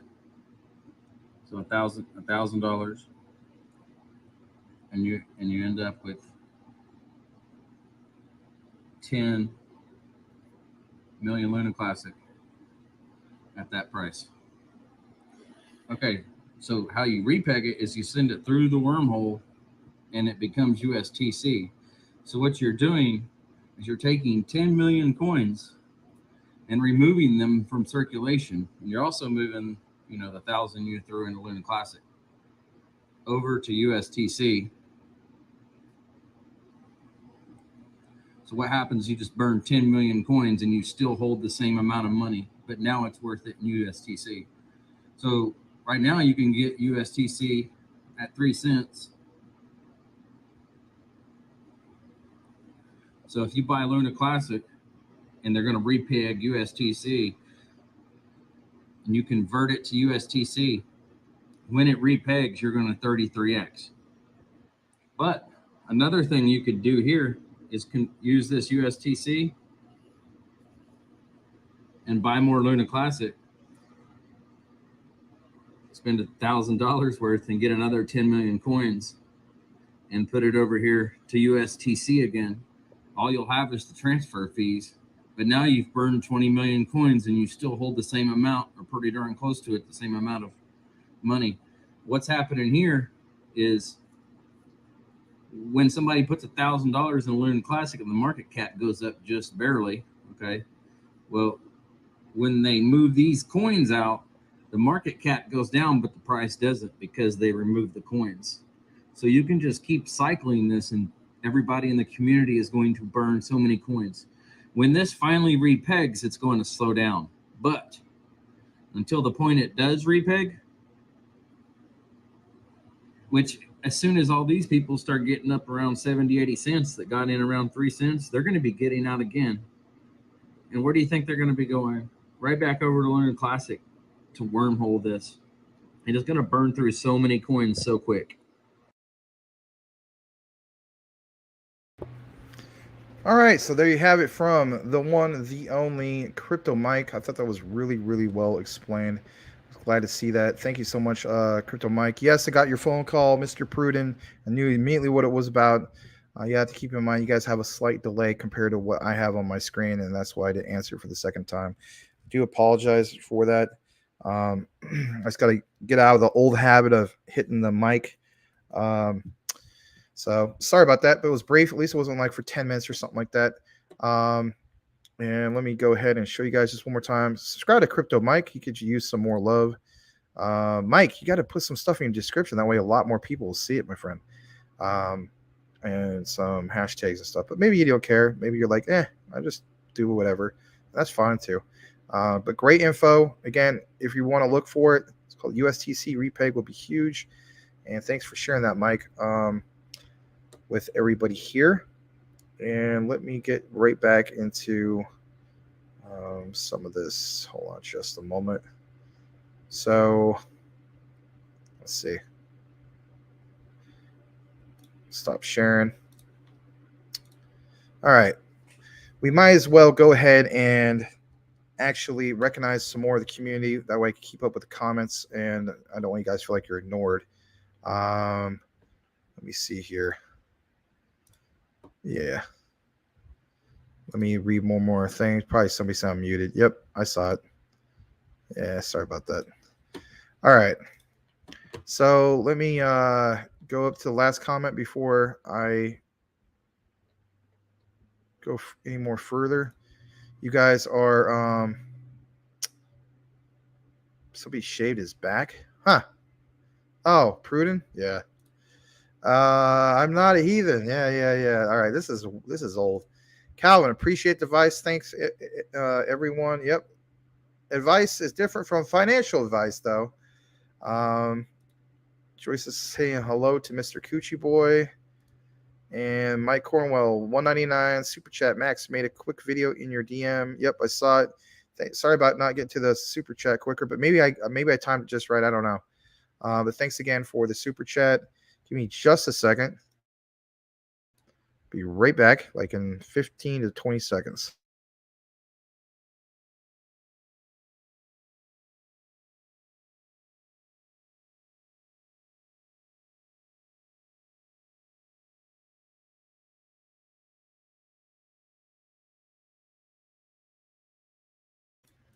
Okay.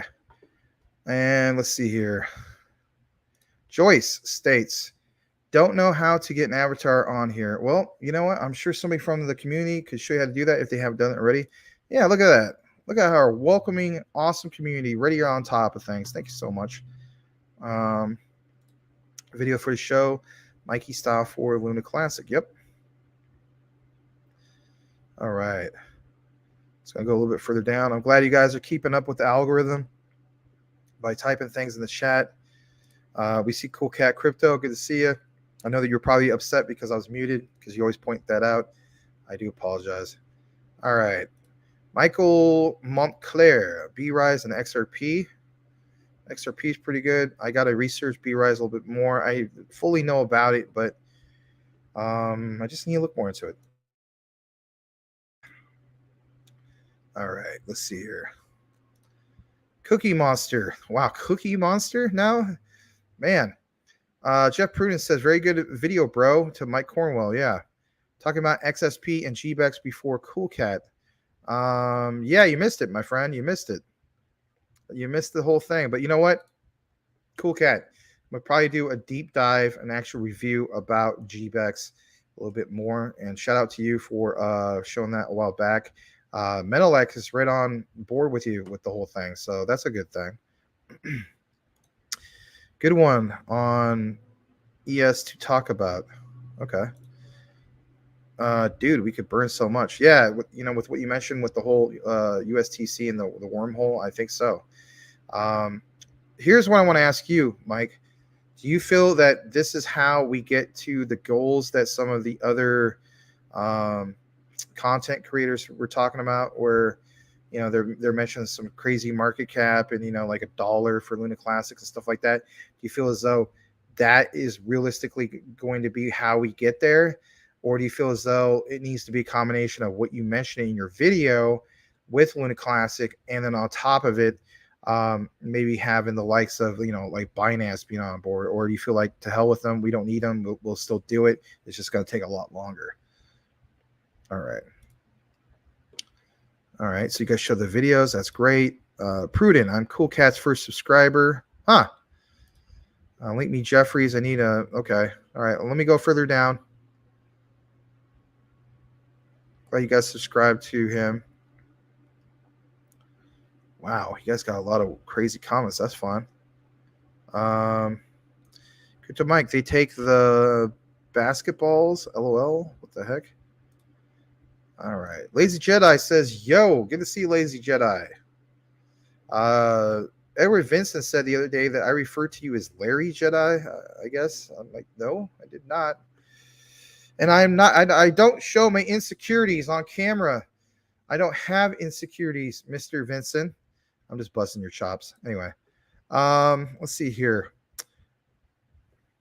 Going further down. Let's get you guys welcome each other. I mean, it's always great. These Jedi, one for being awesome, one for subbing, and one for all. Where's Blue Whale Ricky? Yeah, where is he? Maybe he met a really nice lady around his age at the Pancake House, right?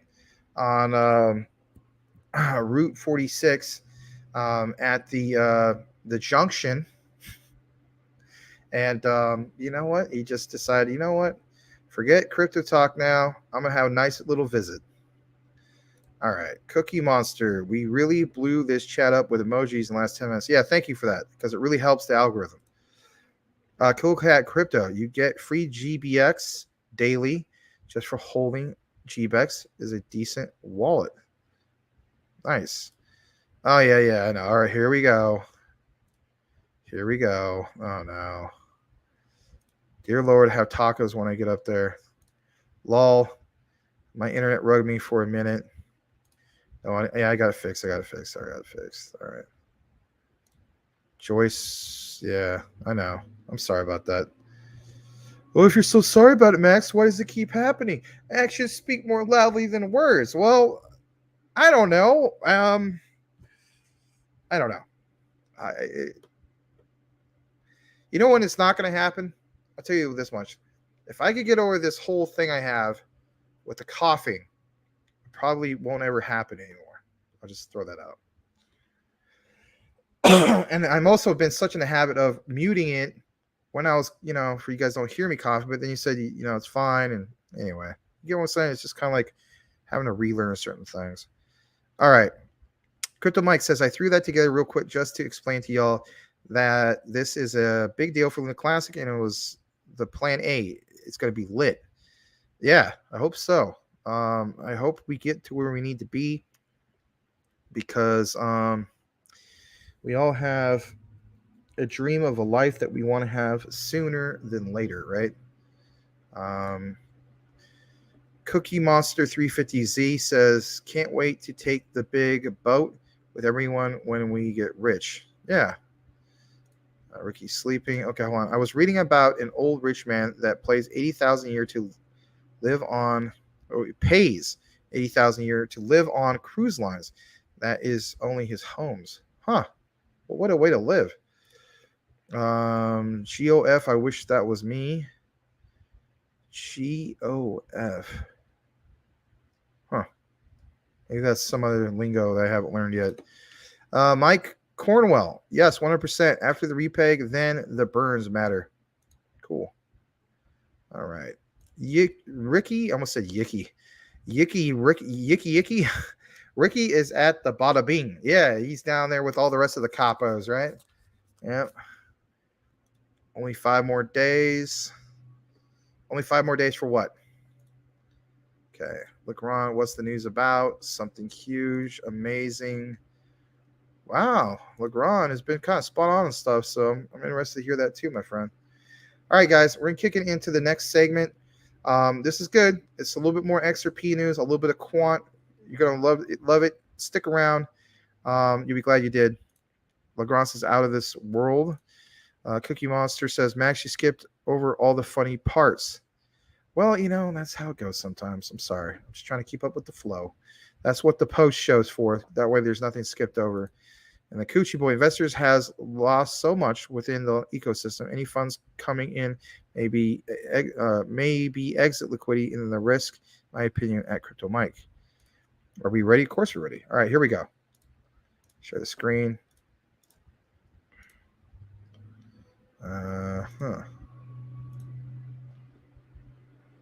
All right. I already talked about this. All right, here we go. I like the statement that I saw. And you know me, guys. Sometimes I do the whole thing with the snippets. So, like it mentions, although Ripple utilizes XRP and the XRP ledger in its product offerings, XRP is independent of Ripple. And I thought that was, something like worthy to, share with you guys, because, sometimes people feel as though, no, that's not the case. Well, yes, it is the case. The XRP ledger is decentralized, open source, and operates on what is known as a, quote, consensus protocol. While there are well over 100 known use cases for XRP in the XRP ledger. Ripple leverages XRP for use in its product suite because of XRP's suitability for cross-border payments. Key characteristics of XRP include speed, scalability, energy efficiency, and cost efficiency, all of which benefits the consumer and helps reduce friction in the market for cross-border payments. Top of that, there's this, and shout out to this particular individual, James K. Fillon. He's a former defense lawyer, former federal prosecutor. Listen to this. He states it's not legal or financial advice, like I always say, except for not for the legal perspective. Maybe I should start doing that too. He says he's not our lawyer. He won't ask for DM. He has no other social media accounts. But you know what? I've been seeing some of the things that he's been posting. I thought I was subscribed to him. I'm actually going to follow him. He has great things he posts. Listen to this. This is 103. Here's the SEC's argument as he interprets it. Again, keep in mind what his background is. He states, we aren't saying XRP is a security per se. What we are saying is that any purchase of XRP as a matter of economic reality is an investment in a common enterprise with other XRP holders and with Ripple. It goes on a little bit more. Whether it's through horizontal can't even say it right now. Commonality or strict vertical commonality, it is an investment in a common enterprise with other XRP holders and with Ripple. So while XRP may not be a security per se, there's no other possible way to offer or sell XRP except as a security. Yikes. Number 3, when you realize what the SEC is saying, no matter how it is framed, the judgment that the SEC wants is one that incorporates secondary sales. See a screenshot below where the SEC uses the words, quote, a purchase and, quote, all units. Here it is. So, according to the SEC, it states, first, the undisputed facts show that as a matter of economic reality, a purchase of XRP is an investment in a common enterprise with other XRP holders and with Ripple. All units of XRP are fungible with each other, and the price of all units of XRP rise or fall equally. So anyway, that was just something I kind of wanted to show you. And then, of course, there's a little bit more. There's this, and I'm actually show this on a tab. It's good stuff. You like it. Excuse me. So, share screen. I'm just going to do the tab for you to hear it. And here we go.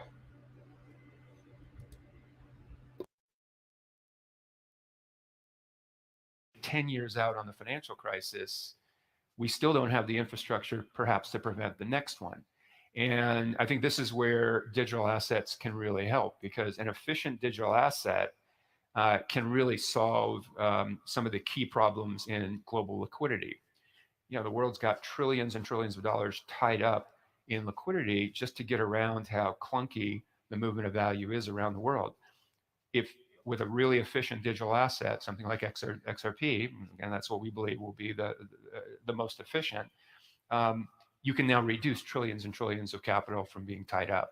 So you can make those transfers instantly as a bank or as a payment provider, as an enterprise, without having to have money pre-positioned all over the world. 10 years out on the... So think about that for a moment, right? We're always talking about the whole idea of, you know, like XRP and some of these other ISOs, right? Being a lot more faster, more efficient, obviously, you know, creates a better sense of security. But think about this.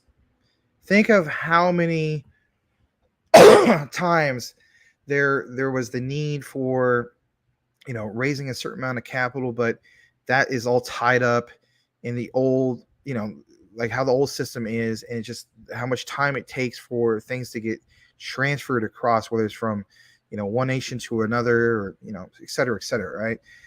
I like how he mentions specifically like the likes of XRP, and, you know, it's not just about it being faster. It's just, you know, now it allows so much more of a volume of transfers to happen more efficiently So if anything, once this all kicks in, I definitely see things like XRP being utilized quite a bit because you want to talk about the volume and the transactions. If anything, I think the influx of money starts moving a lot more. So before with the old system, there's certain dates where that money is going, from point A to point B. And don't get me wrong, I mean the same will exist to a sense with the new system, but if anything, now with the new system, you will see this happening way more.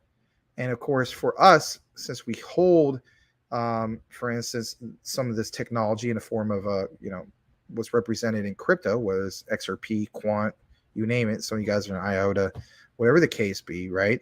I think that helps create more value, if anything, even that much more for these utility-based cryptos, right? And of course, like the thumbnail mentions, a lot of this starts right around the corner, November, right?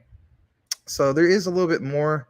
I think I'm gonna have to stop the screen because it's only on a tab. So I'm just gonna go ahead and do that and share this a different way once again. Thanks again for everybody that just connected to Crypto Talk Now. You're live with Max and the rest of the Crypto Talk Now network community. So glad to have you here tonight. We very much appreciate each and every one of you. We just covered this here about the liquidity crisis aversion by Chris Larson. There's this, and I like this because look at this. So this is shout out to at Micah PW20, who of course, like a lot of people, want to see Gary Gensler resign. He states basically, double check I'm not muted. I hate that. I need like a plugin that says like, on air or muted or something like that. That'd be great. Anyway, so this statement, weekly XRP volume on Binance. Wow, that's a record breaker. Okay, let's zoom in more. Look at that. I know you guys are all looking at the top right corner, but look at this circle. Just makes it a little bit more easier. Look at that. All right, record breaking volume, and that's for Binance, for crying out loud, right? We don't even have the intel for everything else out there. It's just a basic screenshot, but that is huge compared to what you see there, right? Like look at was that 2021, then you see the April, July, so on and so forth, and up to 2022, and it's pretty awesome, pretty awesome to see stuff like that. A little bit more. XRP 1 hour quick update. Again, all of this stuff for the most part was posted today. There was a symmetrical triangle breaking out from the upper trend line that indicated the start of a new bullish trend. A symmetrical triangle, if you didn't happen to know, like it shows right here, a symmetric tongue twister. A symmetrical triangle to be called, quote, bullish. The movement preceding the triangle's formation must be bullish. It says enjoy. And look at this, right? I mean, I feel very bullish on it, and that's why I think, like the other day when you guys asked me, like, what one, if you had to choose one or the other to kind of get into right now, so Luna Classic or XRP. I want to get 20 million XRP total. I'm like 3/4 the way there. I have a little over 15 million. Of course, a lot of you guys have way more than that. Shout out to freaking Legrand, man. Like how much you got and for the amount that you pay for. But anyway, that's my goal is 20 million. But you know what? I might have to put on a hold a little bit because I feel kind of like what you see right here when it comes to, XRP. I mean, if this ends up being the case and we end up getting to like these levels, then I need to, load up more of my bags and to do just that and just be comfortable maybe with the amount I have Luna Classic for, the time being and so on. But then again, I mean, if we go down to 4 zeros again, that's really, tempting and hard to pass up. All right, a little bit more. I'm going to share again the tab for you to hear it. I wish I could just share it regularly like you just saw, but it won't put out the sound the right way. So this is good. This little short video is pretty cool. I think you guys will like it. Here we go.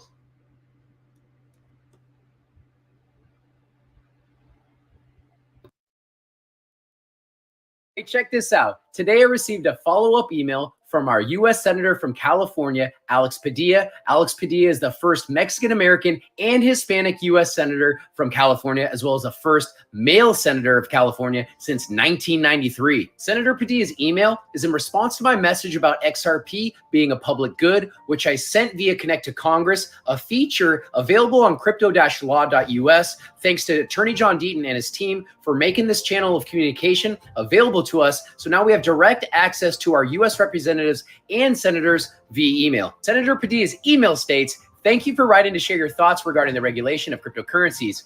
Cryptocurrencies are decentralized digital currencies that can be used to buy goods and services." Thank you for that, Mr. Padilla. I've been basically paying for everything other than my mortgage with digital currencies for the past 2 years now and paying taxes on that. So if that doesn't signal the direction of where this world is going, I don't know what else does. All right, back to the email. You may know that on March 9th, 2022, President Biden signed an executive order to ensure the responsible development of digital assets. The whole of government strategy will help facilitate continued innovation while protecting consumers, ensuring financial stability and equity, and addressing climate and national security risks. And here's the executive order. It goes into great detail about protecting consumers, investors, as well as businesses within the U.S. It talks about which government agencies have been assigned with this coordinated movement.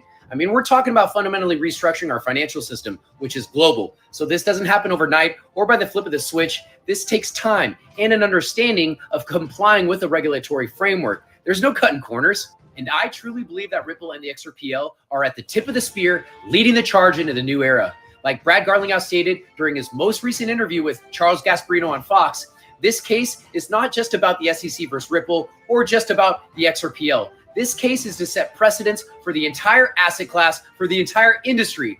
And you know what? The XRPL community has known for quite some time. We've done our homework. Congratulations, everybody.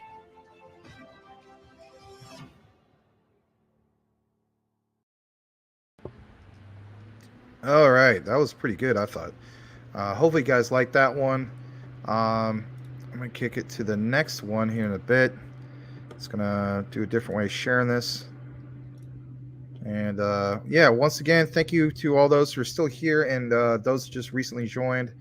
I'm talking about some of these ISO 222 compliant tokens / coins like Ripple's XRP, some of these other ones as well. We're gonna get into quant here in a bit. But yeah, we just played that one in regards to XRP. That was pretty good. Here's a little bit more. So, oh boy, this one's another video. My bad. Well, I'll just give you guys the brief on this for a second. It says, listen carefully. No one is ready for what's about to happen in XRP. Full video in the thread. This one's not too long. I think it's like 35 seconds, but you know, I'm just going to go ahead and share it again. I'll share screen, the tab. All right. All right, here we go. Furthermore, additionally, to be broadly adopted, take a listen to this, folks. A foreign CBDC or a private digital asset would require interoperability with other payment systems or wide use for payments in other jurisdictions. It would also require deep liquidity to act as a medium for cross-currency settlement.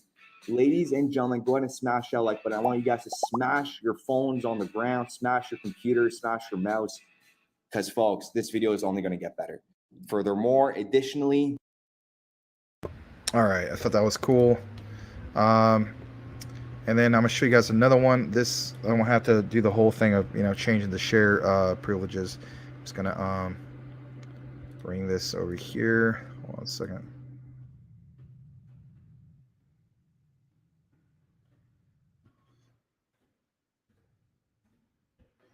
All right, here we go. This is some more from Brad Garlinghouse, who's CEO of Ripple. Here we go. It states, fam, I would characterize the SEC as built a reputation as being a bully, right? We'll hear what he has to say here, Brad Garlinghouse. You may have seen it already, may have not, and we'll get into some of these points here in a bit.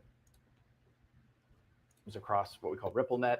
and that's in the middle of the lawsuit. So I do think about this a lot in context of what does it mean for the U.S. crypto industry? How do we think about blockchain growing and thriving here domestically? And I think as a U.S. citizen, like I care, and I think it's important for us to be competitive to have that clarity.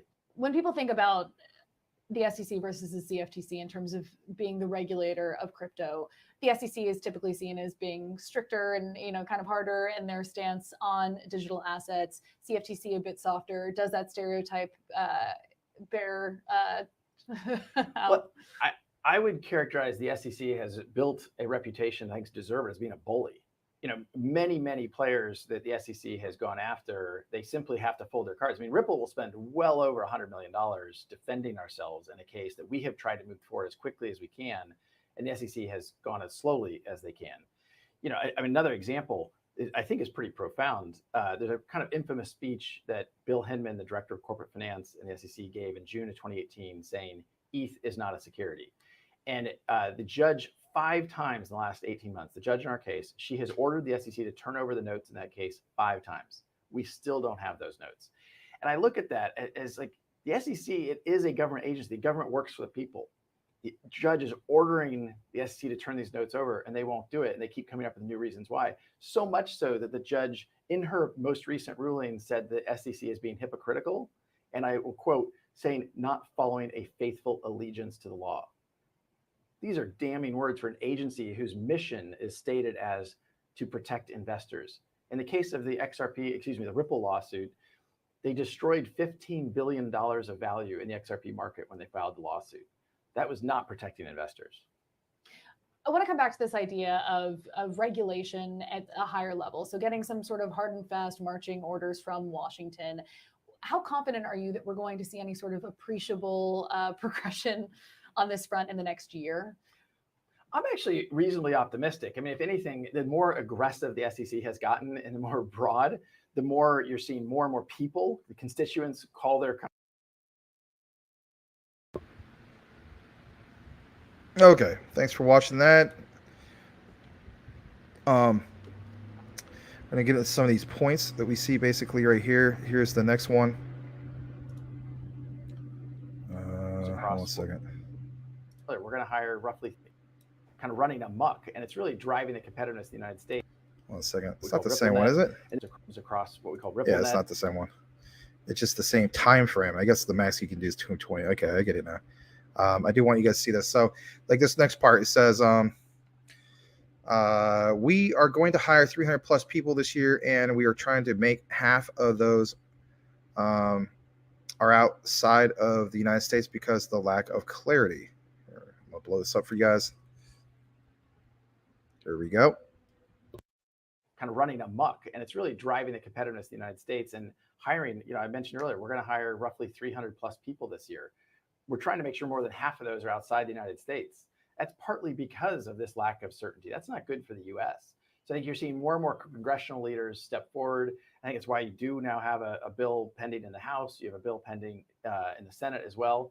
And I'm hopeful that, as they start having hearings about those bills, you'll start to get traction and people realize how important this is to the United States. So your lawsuit is in the Southern District of New York. That district is also overseeing 3 major crypto bankruptcy, Voyager, Celsius, and 3 Arrows. And it's almost as though these bankruptcy judges and then your judge in this lawsuit are going to be deciding and setting precedent for the industry more broadly. What are your thoughts on the Southern District of New York, that legal jurisdiction becoming such a big voice in terms of crypto regulation going forward? Well, I'll go back to what I said earlier. It's somewhat unfortunate we're relying on the courts to provide the clarity that we have government agencies who should be doing that work, whether it's the legislature or through rulemaking. There's a rulemaking process and to me, that's the hard work that we should have been doing that, frankly, other leading economies like the UK, you mentioned Switzerland and Singapore earlier. That's the kind of work we should be doing.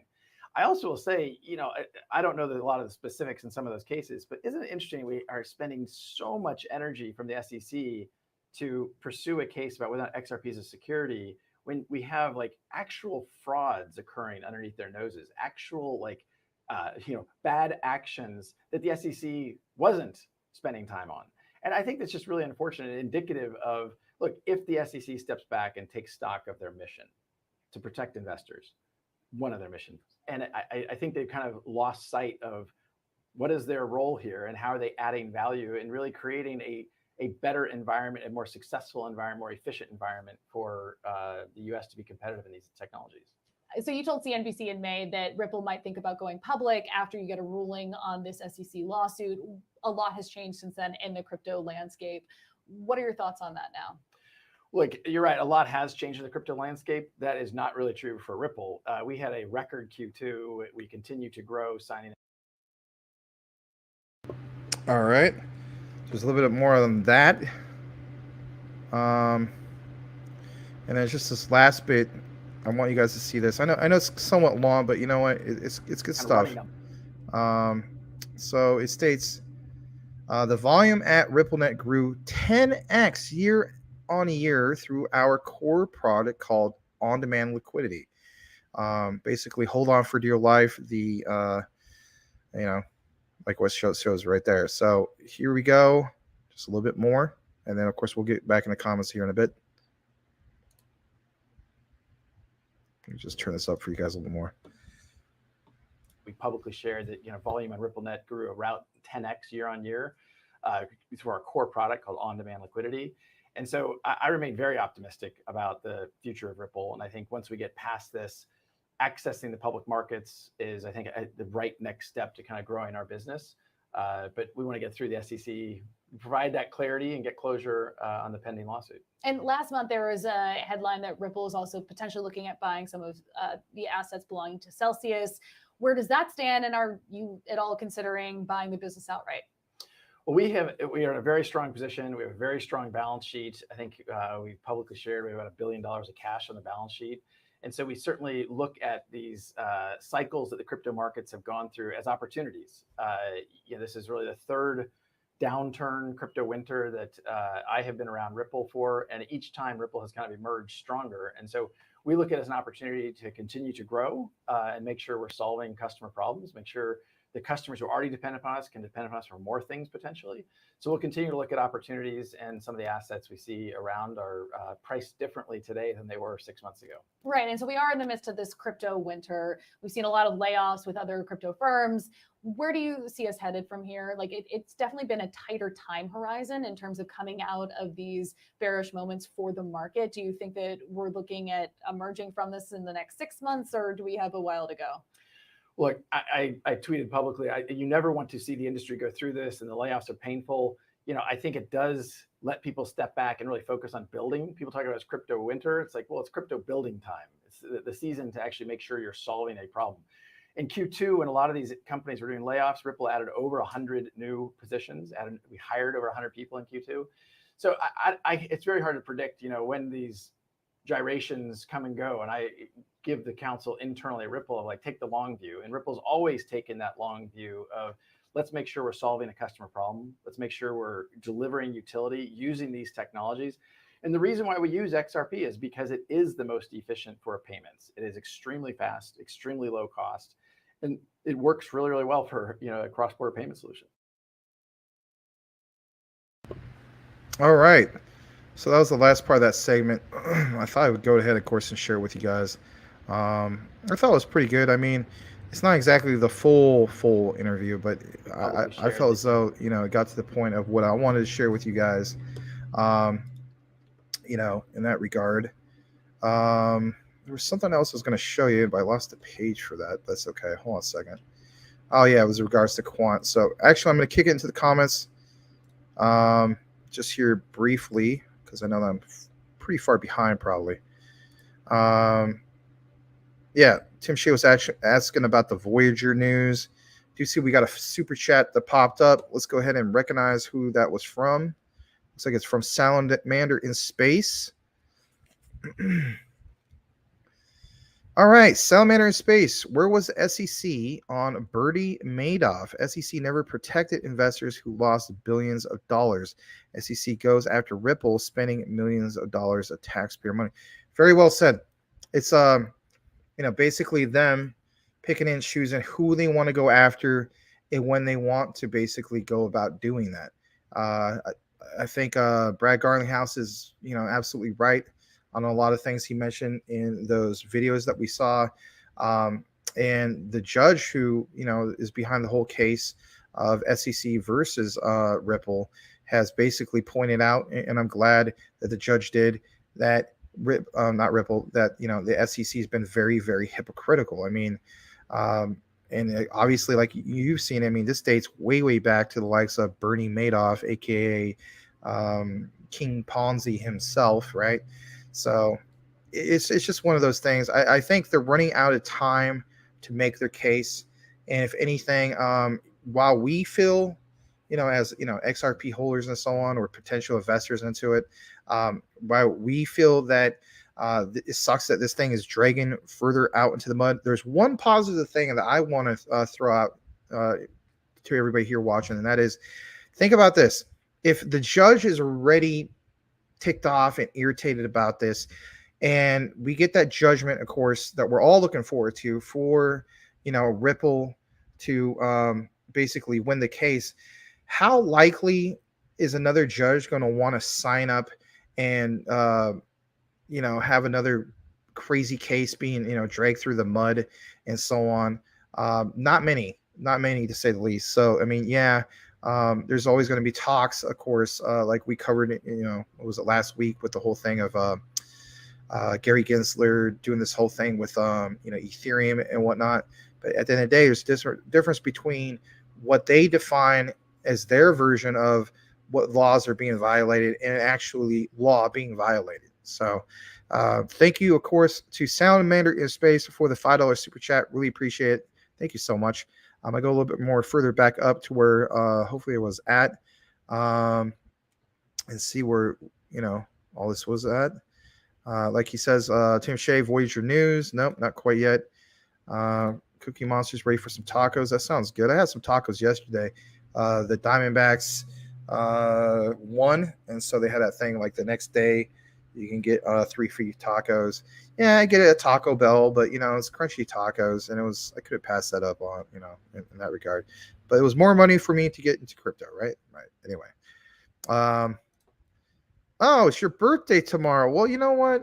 Happy birthday, Legrand. That's awesome, man. I was not aware of that. We need to do something. I think Larry might have used to do it a long time ago when Johan was around. I know, Jeff. I know who the blankety blank is, Johan. But we used to keep I guess you could say like an old school ledger of people's birthdays. So we'll have to write that one down. So September 26th. Oh, not September 26th. Maybe it really is. Maybe it's on the 1st. I don't know. I'll have to double check with you. Now you got me all confused. But we'll find out when your birthday is and other people, because we want to recognize it. The last birthday we recognized was Selma Fudd. Of course, Selma had a great birthday, and we're glad to hear that. Laughing with that. Yeah, if you want to pick my key, we got to celebrate the Nutground Commissioner's birthday. Anyway. Happy birthday from Prudent. Happy birthday, Dirty 30. Not for Legrand. Nothing dirty for Legrand. Let's see. All right, you guys are saying what's up. That's great. I go a little bit further down. I think so. Maybe Larry will come tonight. I don't think he will. I think he's a little bit busy taking care of personal business matters that he was talking about before. All right. Settle down, Edward. Remember, like Beavis and Butthead? Settle down, Beavis. Settle down, Edward. All right. Tim Shea, who are you giving the cucumber to? Oh, no. Mike Cornwall, I'm up 50% on my Gods Unchained in the last 24 hours, and it's still moving quick. Oh, okay. Cool. Excuse me. Crypto Talk Now VR is just doing the green candle emoji. Oh, yeah, green candle emoji. Huh? Looks like a cucumber. All right. How about this? Crypto Talk Now VR. Green apple. How about red apple? How about pineapple? Then them apples. Okay, I don't need to read all that. Yeah, you know what? In that interview with Garling House, he did mention Crypto Winner quite a bit. Shout out to Badir, aka Crypto Winner, aka Hump, not Dump. The Humpty Dance is your chance. Tell it, baby. All right, I'll stop. Thanks again for the $5 super chat from Salamander in Space, who knows all about the XDC. Yeah, you know me. All right. My Cornwell with the yo. Legrand commission note tomorrow, Saturday. Okay. And happy birthday from April Cornwell says, love to Legrand. That's so sweet. All right. I'm going to share with you guys the last part of the show for Crypto Talk Now. Let's go ahead and kick it right into it. All right.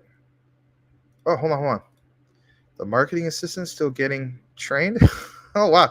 If you're hearing Legrand say that, I don't know. No, I ain't saying nothing. You guys aren't going to do that to me. You're not going to get no information when it comes to that personal stuff from me. No way. No siree doodah. Nice try. Not happening. It has to come from Larry or forget it. 600,000 XTC. Strong crypto. Man, you're still dollar cost averaging. That's awesome. I mean, that is incredible. I mean, like, oh my goodness. Like, if XTC went to like $2, you'd be worth over $1 billion. That's wow. All right. Shout out to Salamander in space, right? Anyway, I am going to show you guys the last part of this. And believe it or not, it's quant, right? So just like you saw in the thumbnail, well, depending on what time you saw the thumbnail, there was a reason why quant was mentioned. And like you see right here, it says, have a look at the absolutely insane partnerships. If you haven't invested in quant, you're going to live in deep regret, right? That's the way I look at it. Yes, I am invested in quant. Some of you guys are, some of you guys aren't. Some of you guys have more quant than the next person. Yeah, quant's expensive, but you know what? I even invested in Leash when it was in the thousands, right? And that's like down to like 400, and I still believe in that. But quant, is pretty expensive, but that's okay. It says a turtle will make you a millionaire in the next bull run. Quant is in a league of its own. Now look at this. So here's some of their partners, and I'll get to the next pages.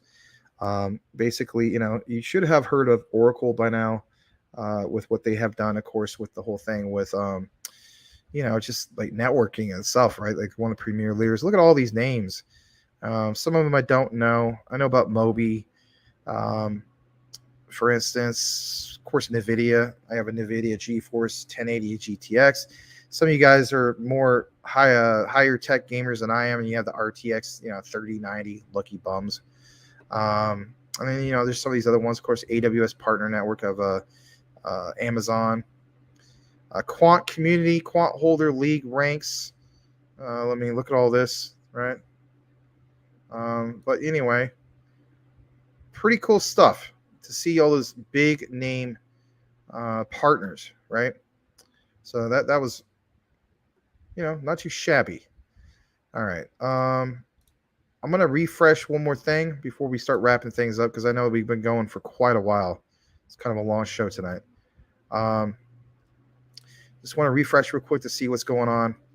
So on that 1 hour, nothing too huge. 24 hours on the top 100. Quant is up to $119.33, up 16% for the 1 week chart, 5.41% in a bear market currently speaking. But again, quant, IOTA, right, doing pretty well. I've been looking a little bit into reserve rights. Notice it went into the top 100, and it's pretty cheap, to say the least. And hold on a little bit more. Here's my watch list. Talked about GBEX a little bit earlier. Voyager's always making news, of course. Let me see. I'm going to find out what's going on with my Klee Kai. I know. Oh my gosh, Max talked about a puppy dog Inu. Yeah. The main reason why I'm talking about it is because 6 months ago I did the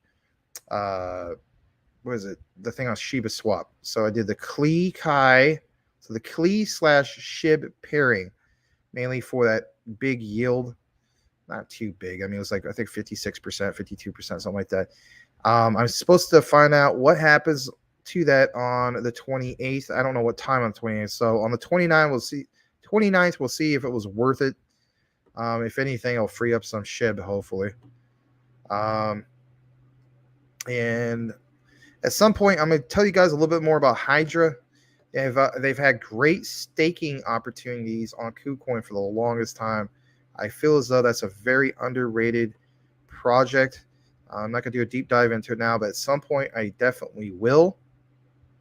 We briefly talked about Remix a few months ago. We did a review on it. I'm going to double check to see how that's doing a little bit later. Be out on the lookout, of course, for SingularityNet, aka AGIX. It's one of the standout smart contracts for Cardano. We covered, of course, V Empire DDAO. You know, they did well in a bull market. So again, preparing for the bull market and the bear market, you might want to look into this one. It's going to highlight this for just a moment, actually. So just to give you guys an idea of where this has gone before. So last year in the bull run, this got up to as high as 61 cents. I believe they still have a 100% score on Token Sniffer. And if it ain't 100%, it's close to it. It's maybe like 90 out of 100 because you got to keep in mind, Token Sniffer did change some of their audit scores. It used to be if it was 10% sale, 10% tax, you would still get a good score. Like if it was below that, they have dropped that. Of course, that projects had to have 5% sell in tax. And if you went over that, then it affected the score. You wouldn't get like a perfect 100 out of 100. But again, I feel this is one definitely not to overlook. I will go there for just a brief moment before we start to close things out. Give me just a moment. And it says you're a gateway to the metaverse. Okay, but check this out.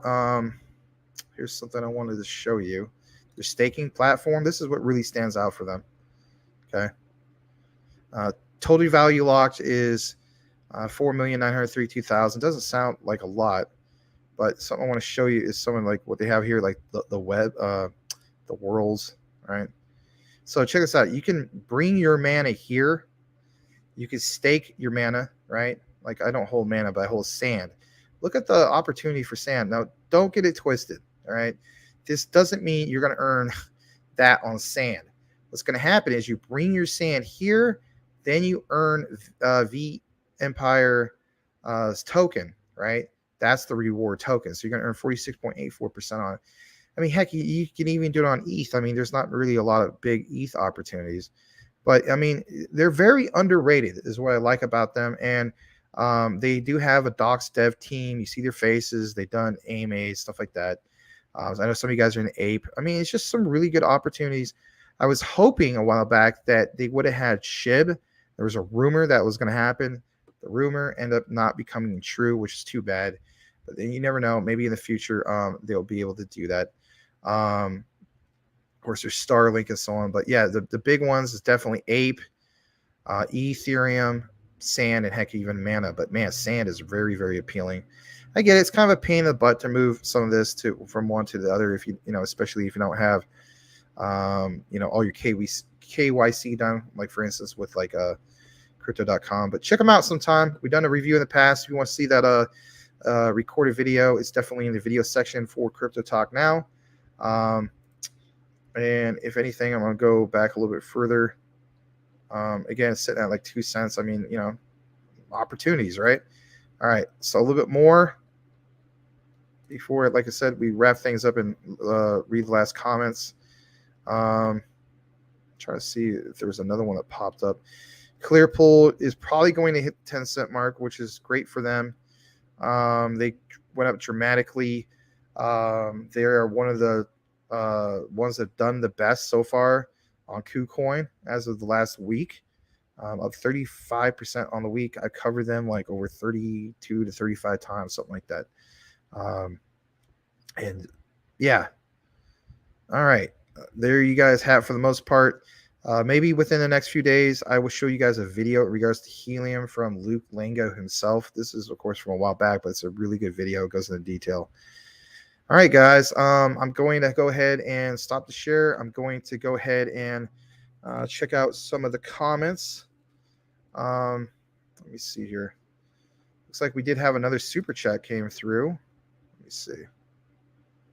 So I do thank you for that. And it comes from, well, you know what? I'm going to get to it in just a second, Salamander, because, it'd be better if I just read the comments before here. Just not lose my spot. Wow, surprised you're streaming Sunday night. Not many streams on Sunday. Okay, Cool. Yeah. Well, thank you for that. Thank you for recognizing that. I appreciate having you, Damon Vargas. Legrand Commission just asking a question. What's wrong about that? I don't know. You tell me. All right. Salamander Space, $2 super chat. All 20 watching, I urge you to buy $100 or more of XRP. Thank you for that. Yeah.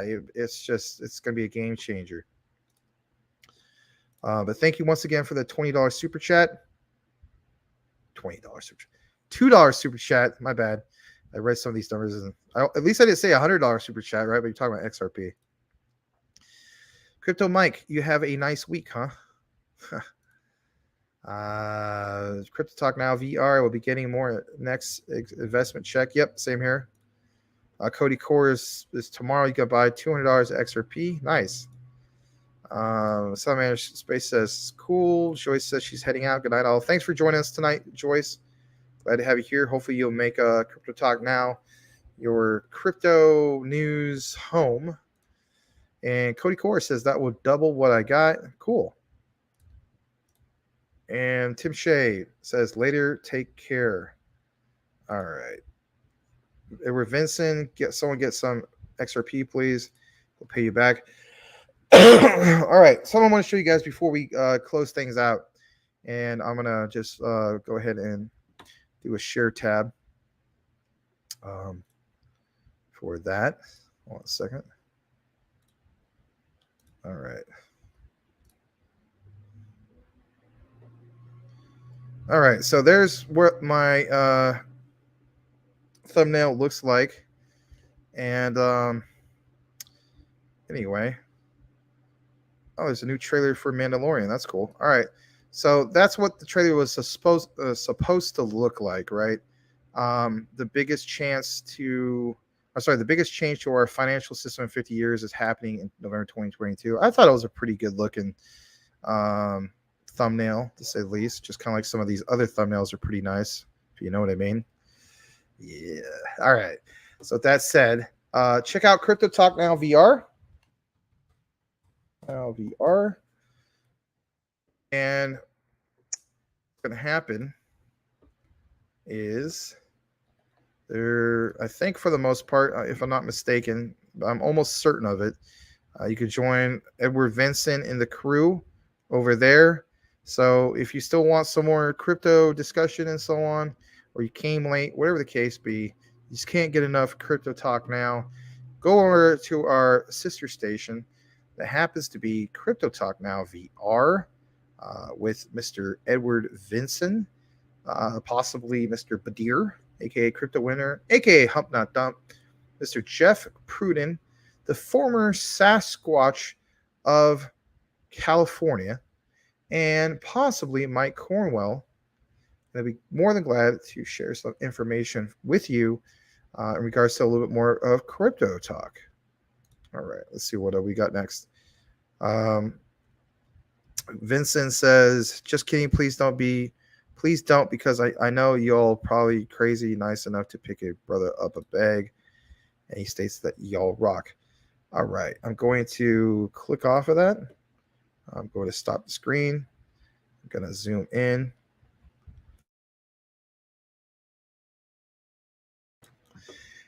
All right, everybody. Thanks so much for joining us here tonight for Crypto Talk Now. It was a pretty long show that we had, but if anything, I wanted to introduce a lot of what ISO 222 is all about to you. There's going to be, of course, a new video. I was hoping to do multiple videos. Unfortunately, we got one out. It's a pretty long video, though, so it's like 20 minutes at least, and that'll be released tomorrow. Larry just simply needs to upload it, so be on the lookout for that. It's in regards to Luna Classic. And with that said, everybody, thanks again for joining us tonight. Hit that like button on the way out if you haven't done so already. And if you haven't watched some of our recorded, by all means, do that. You all have a great night, everybody. We'll see you tomorrow. Over and out for now. This is Max on behalf of Crypto Talk Now. Have a good night.